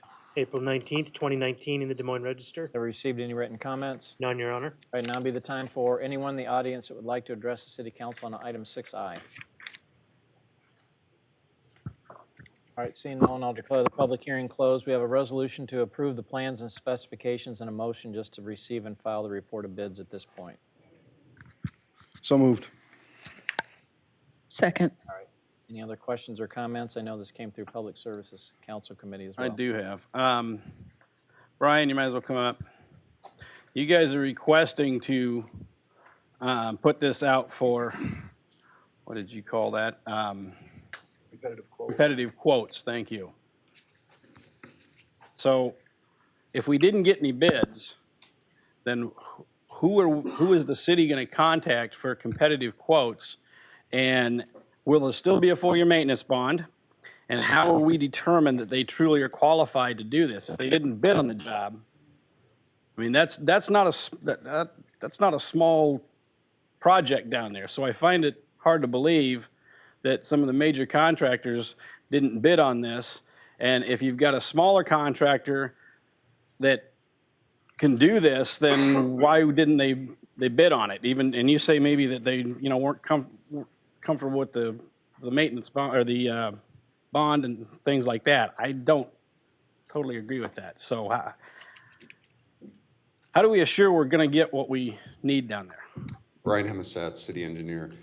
We don't know for sure, but we're going to try to talk to some contractors and see if we can't get this figured out. One of the problems that we came up with is it's 3 separate things. There's grading, there's a retaining wall, and there's sidewalk, and it's split almost evenly a third. And sometimes when you have those situations, when you're in a bidding climate that's incredibly you know, there's a lot of work out there, so nobody wants to bid anything. Yeah, it's probably the wrong time to bid it. It Probably is, should have it bid is the this wrong back in time to bid February. it, but we, I think we wrote it in the staff report, we had to do it now because of the condition of those retaining walls. So one of the things we can do is solicit for grading contractors to go out and lay the slopes back. And then, so that we can have that safety aspect of it taken care of.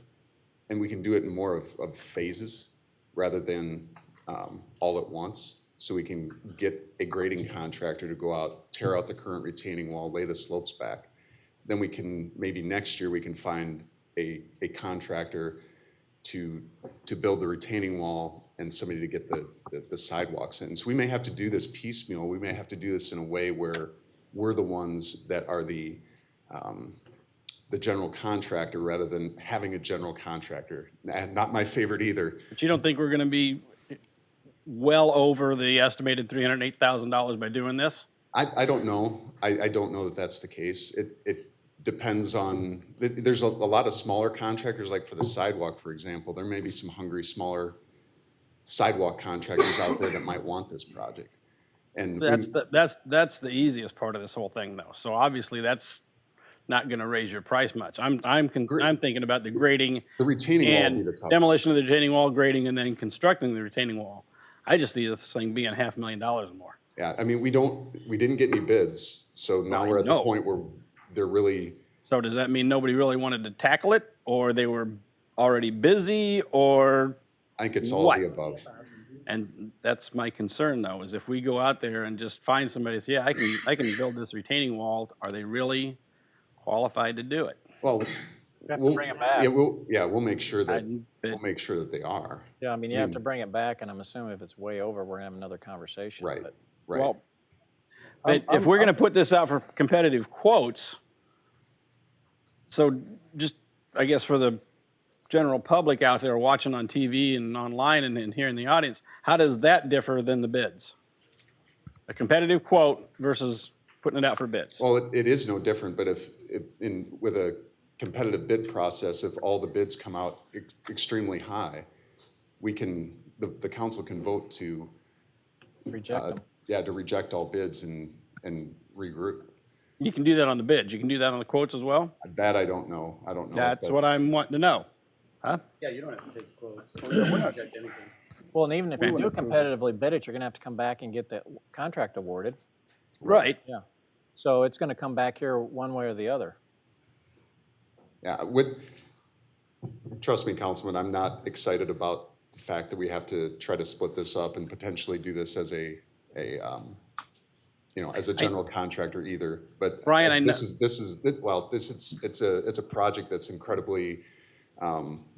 We have some safety issues that we have to address quickly, and there's a site distance issue that we have to address quickly. And those are the things that's why we're pushing forward instead of waiting for a better bid time or extending out the completion date.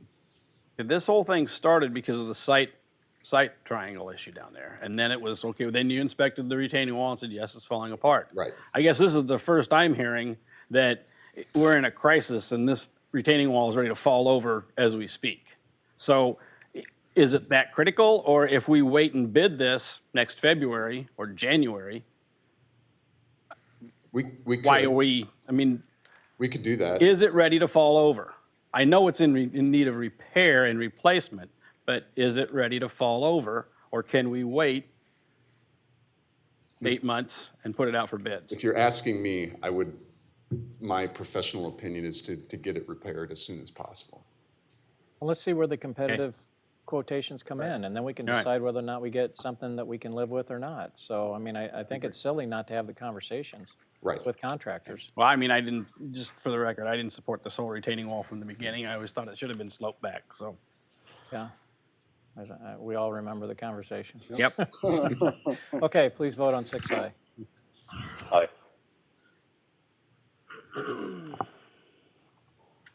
5 yes. 6J, this is the time and place for a public hearing to consider Public Safety Station Number 21 generator replacement initiated by the City of West Des Moines. Ryan, would you please read the date the notice was published? April 19th, 2019, in the Des Moines Have Register. we received any written comments? None, Your Honor. And now would be the time for anyone in the audience who would like to address the City Council on item 6J.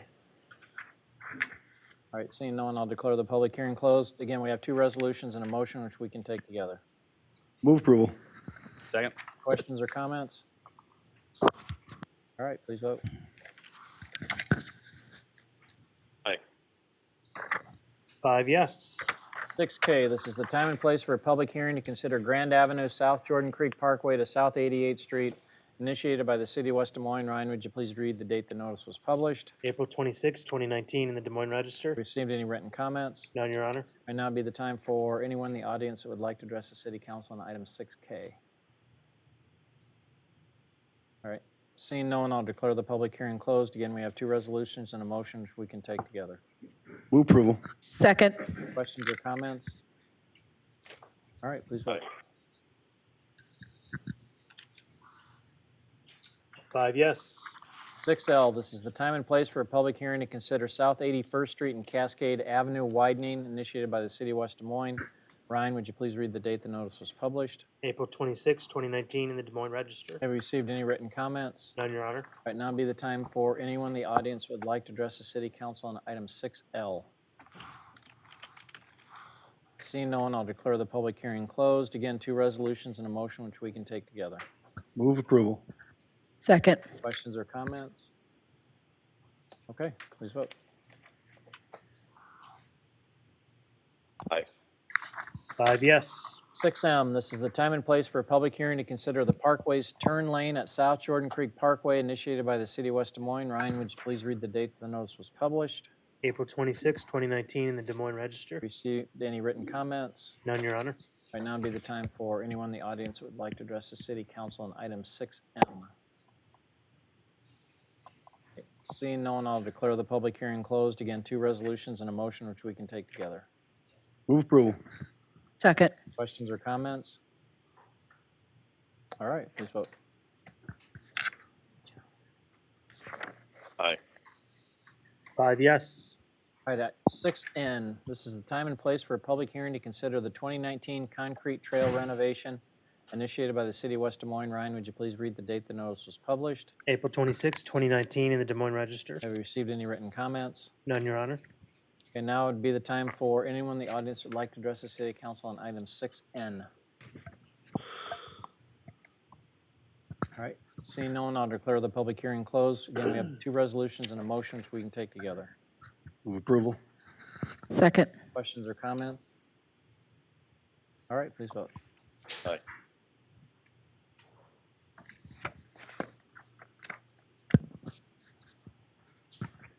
John, step out. Yep. He's gone. Okay. Yeah, All right. he had a commitment Then downtown, we'll he just said. end the vote. 4 yes. Okay, item 6O, this is the time and place for a public hearing to consider Kiwanis Park shelter replacement, initiated by the City of West Des Moines. Ryan, would you please read the date that the notice was published? April 26th, 2019, in the Des Moines Register. Have we received any written comments? None, Your Honor. Right now would be the time for anyone in the audience that would like to address the City Council on item 6O. Right, seeing no one, I'll declare the public hearing closed. Again, two resolutions and a motion which we can take together. Move approval. Questions or comments? I would just say this will be a nice upgrade to this park. Too bad there's not bathrooms. Okay, please vote on 6O. I think there is a porta potty. Yeah, that's not a bathroom.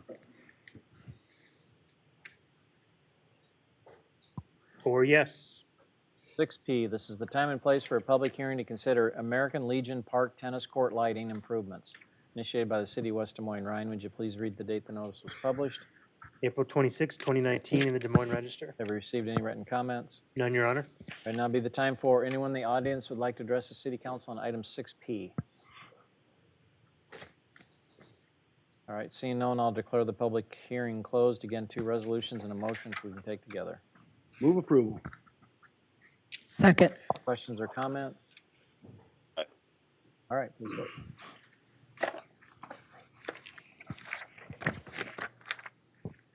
Four yes. All right, new business, item 7A, Come and Go, number 3035, 7265 Vista Drive, approval of a major modification to a site plan to construct a 5,600 square foot convenience store, Come and Go LC. It's a resolution to approve the major modification. And there are no outstanding issues. Move approval. Second. All right, questions or comments? The only question I would have is, are they just redoing the current store that they have there now? Or is that it? Okay, that's all I wanted. Len, you can sit back down. They're demoing the existing store and building a new Okay. one. Makes Okay, sense. please vote. Aye. 4 yes. 7B, First Amendment to the Agreement for Payment of Fees, Design and Construction Stormwater Facilities in the Sugar Creek Drainage Basin, Kings Landing LLC. It's a resolution to approve and accept the First Amendment to the agreement. Someone want to, Move approval. is there a second? Second. Questions or comments? Okay, please vote. Aye. 3 yes, 2 no. Or 1 no, sorry. Okay. So that item passes. Item 8, receive, file, and/or refer. No items. Item 9, other matters. The first item on the agenda is DART route changes. And I saw Elizabeth.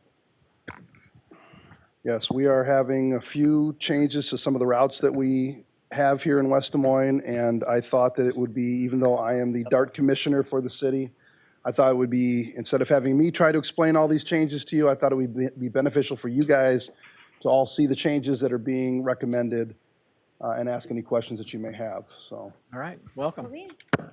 Thank you all for allowing us the opportunity to come out and present to you this evening, and thank you to Councilman Trimble's service on the DART Commission. He not only came on to the commission last fall in full vigor, but he joined the executive committee and the planning committee. Nice. So we have him working hard. Yeah, he took over for Tom and I both. We couldn't handle it together. He's an overachiever. Yeah. Well, good. Let's issues. He needs to burn his energy down at DART. You'll see a lot more when our legislature's over. He's going to spend all day with us here in a couple of weeks choosing a consultant. So, Can't wait.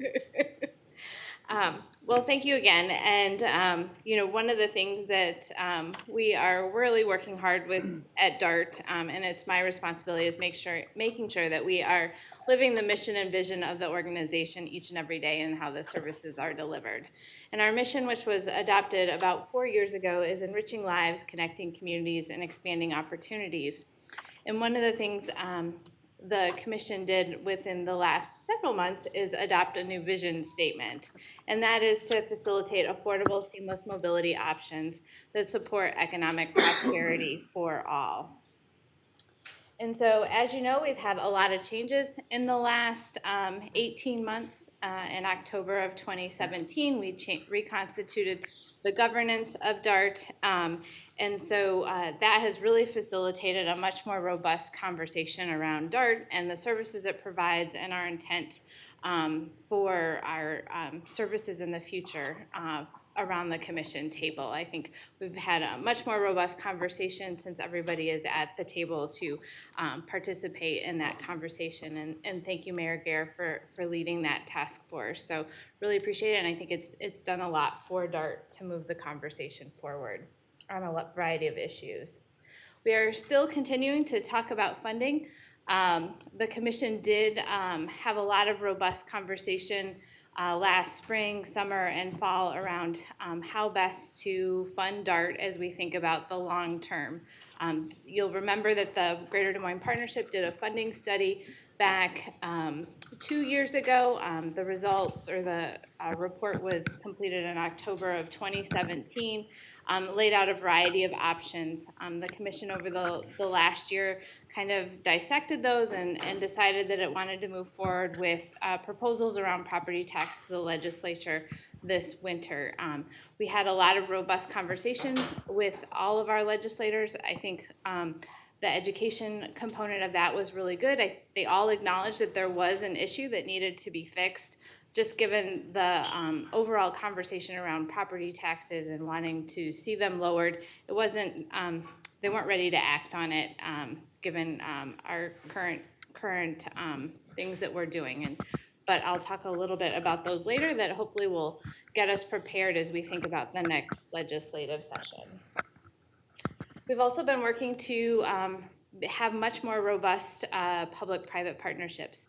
Last year, we generated about $1.5 million from partnerships that we have with a variety of people throughout the businesses throughout the community, as well as our advertising dollars. And our advertising dollars, we've more than tripled over the last 3 years. So really been making gains with that. The reason why I have Mid-American Energy up there is that we have entered into a partnership with them, and they are supporting the purchase of 7 electric buses. They will be on the street next year for the Iowa State Fair, but they participated with our up to over $800,000 they gave us to support that project, and are very interested in how we're going to continue, whether we're going to continue buying electric buses and whether they can continue to participate and help us in that charge. So really fortunate for that partnership. We're also continuing to look at the future and how we best move forward with the delivery of service. So one of the things that Amanda will talk about is our Mobility on Demand pilot that we hope to kick off this fall in partnership with Uber and Lyft and the taxi services to provide service in Urbandale. But we are also kicking off a transit optimization study here in July. We will be hopefully hiring a consultant here in the next month that will help lead that effort and really looking at a variety of different business models and what makes sense for the different parts of our region. We know a big 40-foot bus does not make sense to be everywhere, and so we'll be looking at a variety of different models and how do we deploy services given the various varying developments throughout the metro. And then efficiency and effectiveness. We've been, over the last several months, or last year and then this year, we've been doing a full review of all the services we provide. And so last summer, we did a large service change that primarily focused on the services that we have in the city of Des Moines, recalibrating them to make sure that they best match demand. This year, we're doing that. Services in Des Moines, West Des Moines, Urbandale, Clive, Windsor Heights, and then as well as Ankeny, and so have been recalibrating the services around that. And so Councilman Trimble, as part of his service on the planning community, has been reviewing those with us over the last several months, and I'm going to turn it over to Amanda to review them in detail for you. And I want to say, as Amanda's coming up here, I am extremely impressed at how often these guys take a look at the service they're providing, the cost of providing those services, to make sure that they are operating as efficiently and effectively as possible. They just are constantly doing that and ratcheting down more and more. And I think every government entity should be doing this on a regular basis. They just do a phenomenal job of this. So anyway, go ahead, Amanda. Thank you. Good evening, Amanda Wonke, and I lead the external affairs team for DART, which includes our planning team. I'm also a resident of West Des Moines, so I keep Councilman Trimble busy on another job for me. Good, calling with a lot of stuff. But I'm here tonight to talk about our fall service change that is coming up. And this service change, some of the goals around this service change were really to look at that efficiency and effectiveness for the services we have on the road. This is not adding service. This is in a cost-neutral fashion, taking a look at the service we have on the road, looking at the needs in the community, hearing from our public, and saying what changes do we need to make. This is the first major changes we've made to many of these routes since DART Central Station opened in 2012. This project schedule shows you a little bit of where we've been, a little bit of where we're going. We began this project back in the fall, again with input from the planning committee all along the way. We have done an initial round of public outreach. We have analyzed the information we have gathered. We've looked at proposals. We've received feedback from our committees on those proposals, and now we are beginning to share those proposals with the public, and tonight is just the beginning of that. Before I get started, just a little background, so you're familiar with some of the terminology I'm using. There are really essentially 4 different types of services that you have here in West Des Moines. Local routes, like the local route 52, local routes stop more frequently, and oftentimes they run longer. The route 52, for example, runs 7 days a week. An express route is a different type of route that is really focused on the traditional commuter between downtown and West Des Moines during those traditional rush hour times, and only on weekdays. Then we have flex routes. I'll show you a map of a flex route in a little bit so you can understand a little better how that works.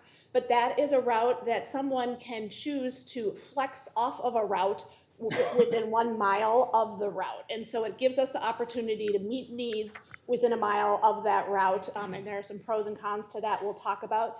And then paratransit. We are not looking at any changes to paratransit services tonight. Paratransit services are the complementary door-to-door services for those who are unable to use our fixed route service. So this map shows the service planning area. It's a little hard to tell, but essentially all the gold routes are what we're looking at. The gray routes are routes that we have looked at prior or are not looking at this service change. One thing to look at is this is all a network. When we make one change, it impacts one thing, it impacts another area, it all connects together. And so there are changes tonight we're talking about specific to West Des Moines. Those routes are running and connecting in other communities as well. And so we're doing what we can to make sure that riders and the public understand all of those impacts. So just to talk a little bit about West Des Moines, and I appreciate your patience. You have 6 current routes right now, so it'll take just a little bit, but I'll do this as quickly as I can. Just wanted to give you a little bit of background that we looked at in some of this information. One important thing, employment. As our commission and staff look at where we put service, jobs, education, healthcare are our top priorities. Here in West Des Moines, one of the things that surprised us was that you actually have more people commuting from downtown Des Moines into West Des Moines to work than you have going from West Des Moines into downtown. And so that reverse commute from that traditional commute, as well as jobs here in West Des Moines, is something we have heard throughout this process. This is just a dot map that shows you generally ridership from where people are getting on and off at our bus stops. You'll see Valley West and the Jordan Creek area are our biggest stops. Valley West area has well over 100 boardings a day in that area, and we'll talk a little bit more about ridership specific to some of the routes, but just wanted to give you a visual of all the places people are currently using the routes we have. Again, I mentioned that we have been doing public outreach. Some of the things we hear when we go out for feedback from the public, people want more frequency. Buses coming more often make them easier to use. If you miss a bus that only comes every hour or every 90 minutes, it's much harder to catch the next bus. If you catch a bus that comes every 20 minutes, it makes it easier to use that service. Also, midday service and weekend service. Again, as we look at the expanding workforce in our community, we're getting requests to help people connect to jobs more than just your typical commutes. So those employment and critical needs, I don't think any of the places that we're listing here in West Des Moines are a surprise to you. Valley Junction, Jordan Creek, West Glen, Mill Civic. So again, we'll be talking today about these specific routes, the local and flex routes, and then the express routes. So I'll get a little bit more into those, starting with Route 11. The Route 11 goes between downtown Des Moines and the Valley Junction area. One of the things that has intersected with that need has been the need of the Deer Ridge apartment complex, which we realize is in Des Moines, but it is very close to that West Des Moines border. And so it is something we have been analyzing as we've had a lot of requests for service in that area. And currently the current DART shuttle, we have done a shuttle in partnership with Conlin Properties and Polk County.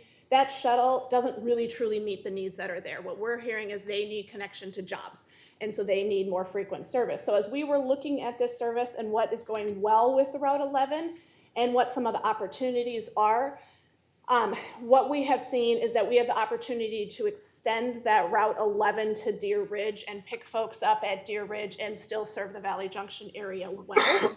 So this allows us to improve the productivity. That's a word you'll hear us use as we talk about how many people a route is carrying.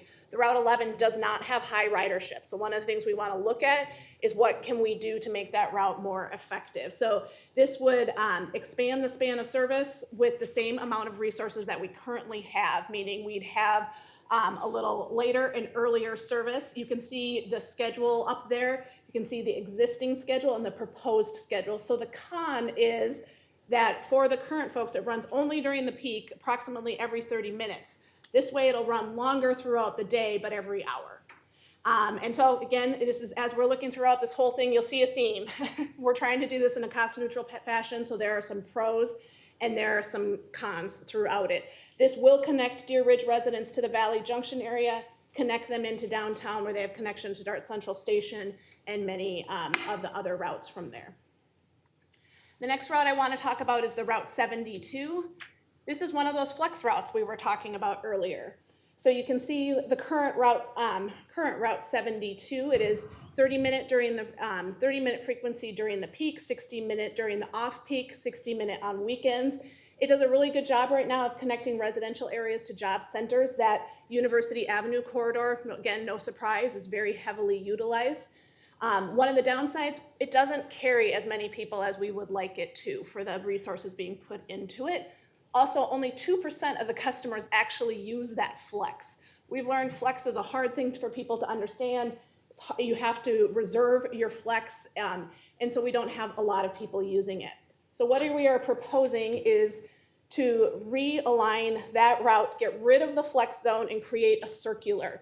This meets several needs we have heard from West Des Moines residents, especially looking at areas along right where we are. Currently, as you'll know, there is no direct bus service to City Hall, the library, other places along Mills Civic. This connects several places along West Des Moines, both residential and employment, shopping, other things. This would be, there would be a bus operating every 60 minutes, so it takes 60 minutes to do the loop. So 2 buses going opposite directions. So you can, for example, be in Valley Junction, you'll have a bus going north coming once, and then a bus going south coming, so twice an hour you'll have a bus come by you. Amanda, Yep. if I can ask a question. So if somebody gets on down at, let's say, 4th Street, down, I don't know, is this 4th and Grand, I guess? How long does it take them, I'm assuming it goes north and then west, makes the loop? How long does it take them to get to the library? It'd take them about 15, 20 minutes. Yeah. So they could catch it the other way, and it would take about 45 minutes. They could catch it south, and it'd take about 15 minutes. So it'll go in both directions. Okay. So there's 2 buses. Passing each other. Okay, all right. Okay, I thought they were following each other. Okay, What, cool. we heard was really that, and it was something that resonated in 2012 when we made those changes, is the connection between Valley Junction and getting to jobs at Mill Civic. So this makes it, gives them 2 different options on depending on which side of the Jordan Creek area they're working, and it also provides them a much quicker connection if they're working along the Mill Civic area. Excellent. Initially, is there going to be a possibility of somebody getting on the bus and going the wrong way and doing what Kevin's talking about and getting upset? Yeah, there's a lot of communication around these changes. So Sure, we're going to have a lot to communicate and train our operators on and help the public understand. Yeah, well, and this is why I wanted you to come present to these guys, because these are the people that are going to be hearing some of the complaints if we change these things. And I'm just going to give him Russ's phone number. I'm good with that. He was on the planning committee. Call him. On the executive committee. Exactly. I'm the one that came up with these. Okay, excellent. Great, so on to the Route 52. The Route 52 was new in 2012. It is that 7-day-a-week route between downtown and West Des Moines, and it is a very highly utilized and growing route. So again, weekdays it operates every 40 minutes, weekends every 60 minutes, and we see almost 500 boardings on that route every single day. One thing to know as we talk about some changes here, because we are considering changes that would affect the Wells Fargo and Athene locations. Of those 485 boardings, approximately 10 are happening at Wells Fargo and 5 are happening at Athene. So let me get into why this change affects them. So the way this route is right now is confusing. Like I said, I live in West Des Moines. I take this route because I'll park at Jordan Creek and take the bus in. The bus goes one direction in the morning commute and a different direction the rest of the day.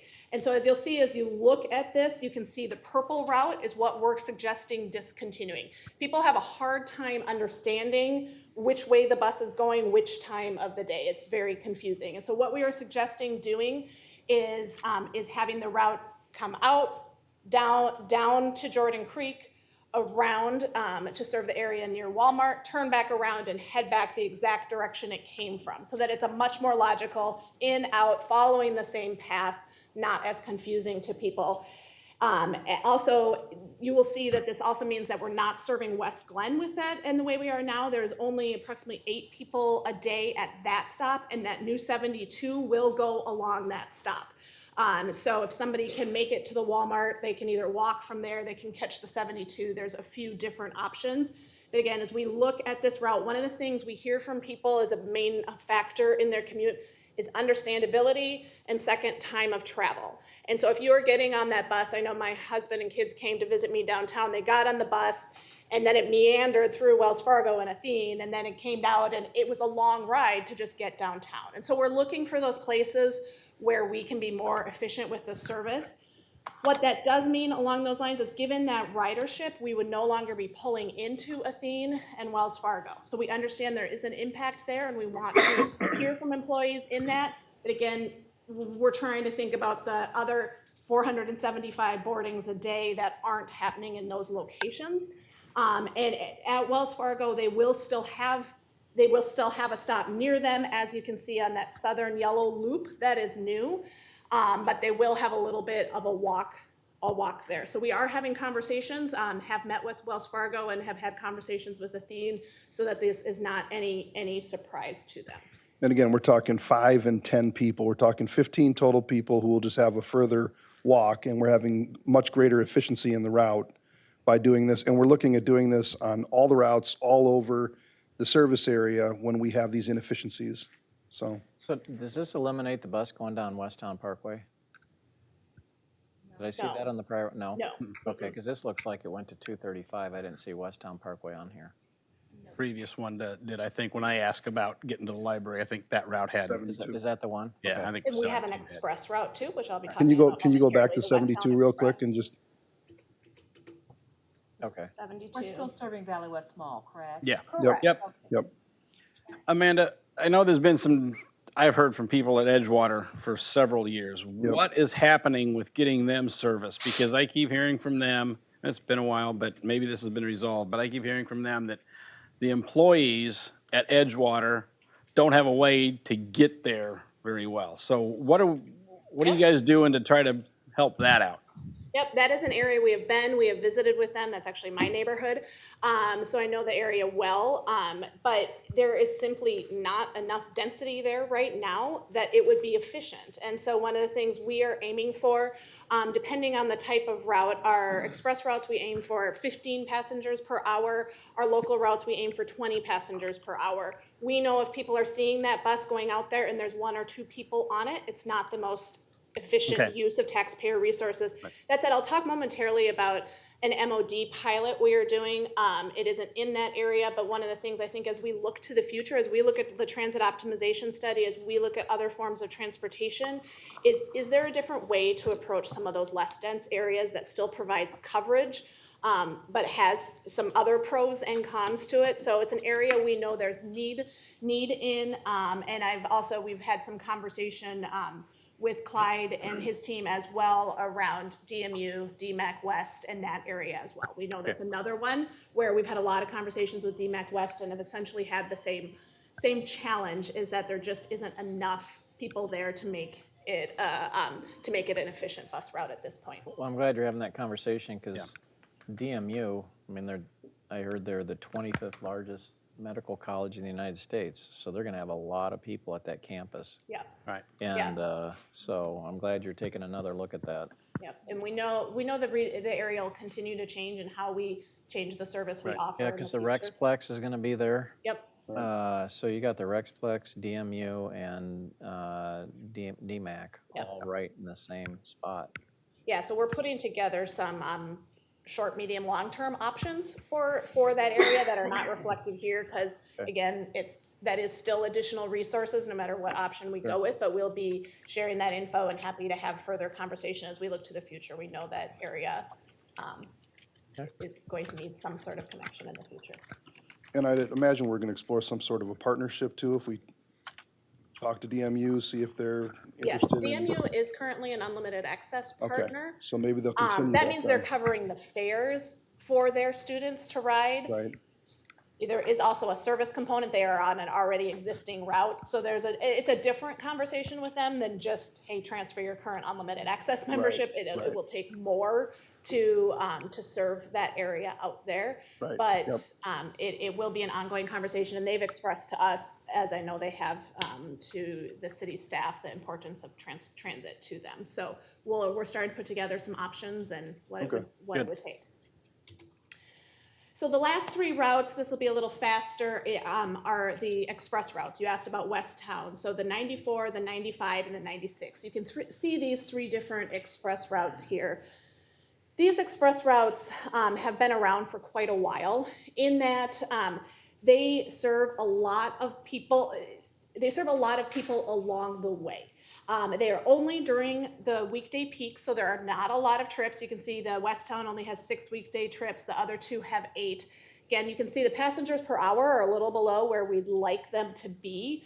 But that said, there are riders all along those routes. So as we looked at changes, and also knowing we don't want to change it and change it again and change it again, there weren't a lot of options. So we didn't want to majorly reconfigure those until we got through the transit optimization study that maybe looks at some of these types of routes and says, are there some different models for serving these well?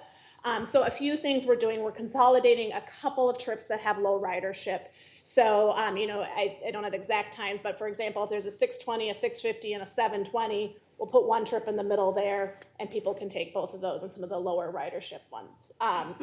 We're also considering strategies such as attracting new riders for park and rides. Again, these were put in place a while ago before park and rides are the main, a lot of park and rides were around. Park and rides are the main way that express routes work well. People come into one collection point, get on it, get on the bus, go downtown. So we're looking for park and rides, especially along the Grand Avenue area, to better serve those. So again, we're looking at some minor changes, but not major, because we didn't feel like there was a great solution. And so as we look to the future, we'll look at some more potential substantial if we can come up with another model that meets the needs of those riders. So those are the changes in West Des Moines. I did want to make you aware of just some of the other changes happening, because what happens in one community affects another as we operate the regional transit system. So I mentioned, and Elizabeth mentioned, the Mobility on Demand pilot. We have a flex route, the Route 73 in Urbandale, that is extremely inefficient, and yet we know there are people in that area that need service. There are riders who are using that to connect to express routes and other routes that are getting them to jobs. What we have been doing is looking at what a lot of other agencies across the country are doing, which is public-private partnerships that utilize that public-private partnership as a first mile and last mile connection.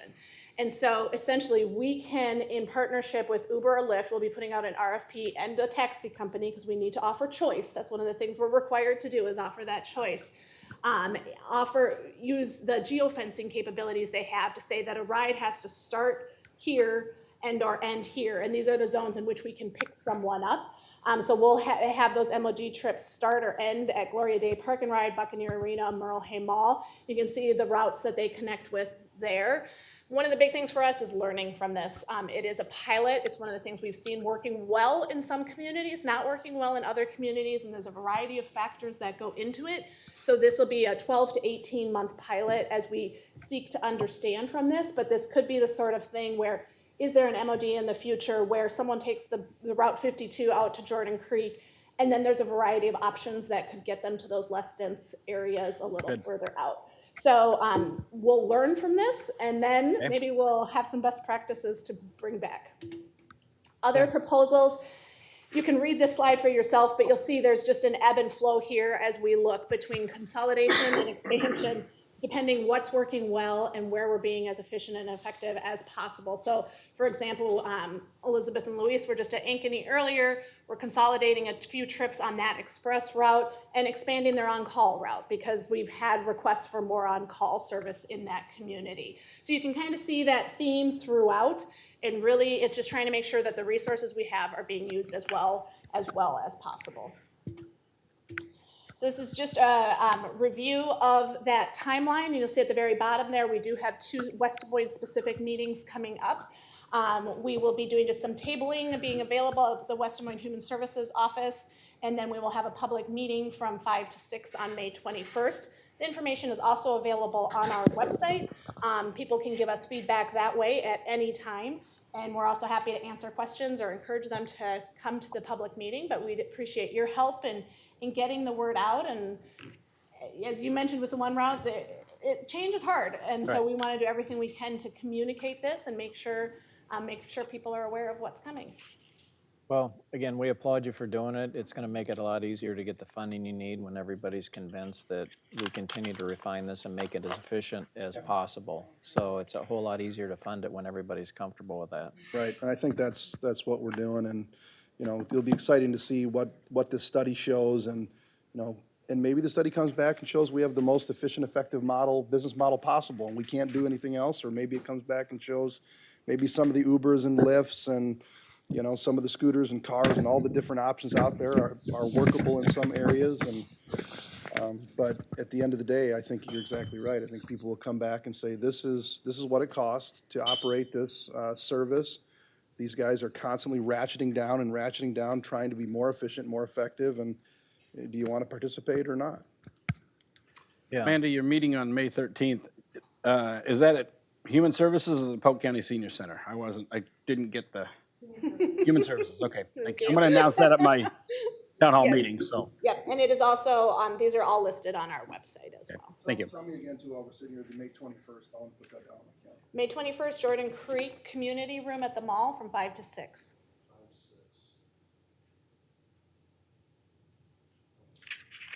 Yeah, I've always said that one of the advantages we have here is we have all modes of transportation. One of the challenges we have here is we have all modes of transportation. I mean, people want to walk on nice sidewalks. They want to ride their bikes on nice bike trails. They want good streets to drive their car on. They want mass transit.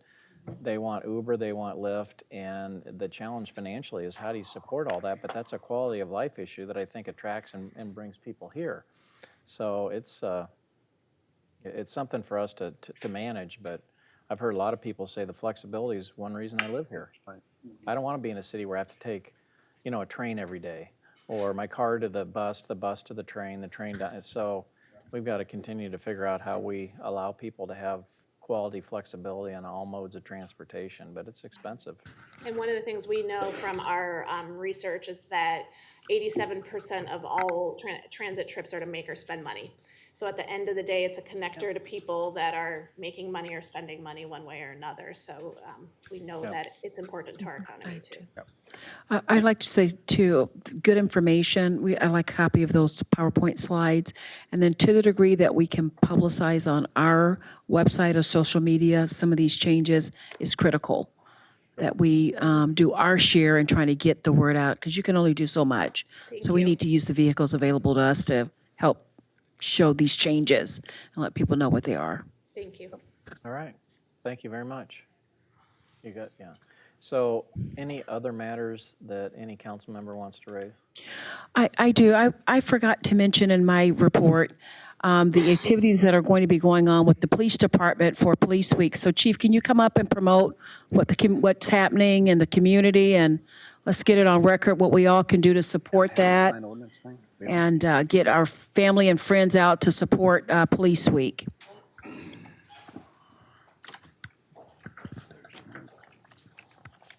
Mayor, Council, Chris Scott, Chief of Police. On that Thursday, I'm going to forget the date here. May but 16th, I think. The 16th, that sounds right, yes, thank Okay, you. I think, yeah. Police Department will be hosting a community picnic that evening from 5 to 8. There will be a ceremony at 5 o'clock to kick that off. The city, several staff, and as well as yourselves, have kicked in for a headstone for Anthony Swada, who was the first officer killed in line of duty. That morning at 10 o'clock, we will be going to Woodland Cemetery. The headstone is in place at this time. For his anniversary, we did hold a brief ceremony there. But we will honor him with family. There are some grandkids of Swada who are still alive who will join us that day to commemorate his life and what he sacrificed. There are several other events. I'll be happy to email you a list that's going on in the Metro if you'd like to support some of those other communities. Yeah, it's a neat event. That you've got really a great turnout and all the things going on there. I just hope the weather's Holds up. My first year last year, I was Last year was so extremely, hot. impressed with the Yeah, turnout. yeah, So, no, it's great. thank you. Thank you very much. Okay, so we will formally adjourn the city council meeting and move on to our workshop. So, I don't know who. Where's dinner? Really, Brian, where's dinner? Come early for pizza. that's the most public hearings I can. Some of us had to remember on work. the agenda item. I had you beat. That's what dinner was. Wow. I think I went to. Pizza's not good for dinner. S or. It makes you fat. I don't need that. Kids like it. Yeah. Hey, Katie. Sit down. Sit down. What did he do? Order Bring us some. He He said, John ordered chimichurri. He did, yeah. Where was that? Did he Katie, do you can that? go down to the Menchie's and bring some workshop. back. What the heck? It was a budget workshop. Yeah. So for the homeless, we're gonna.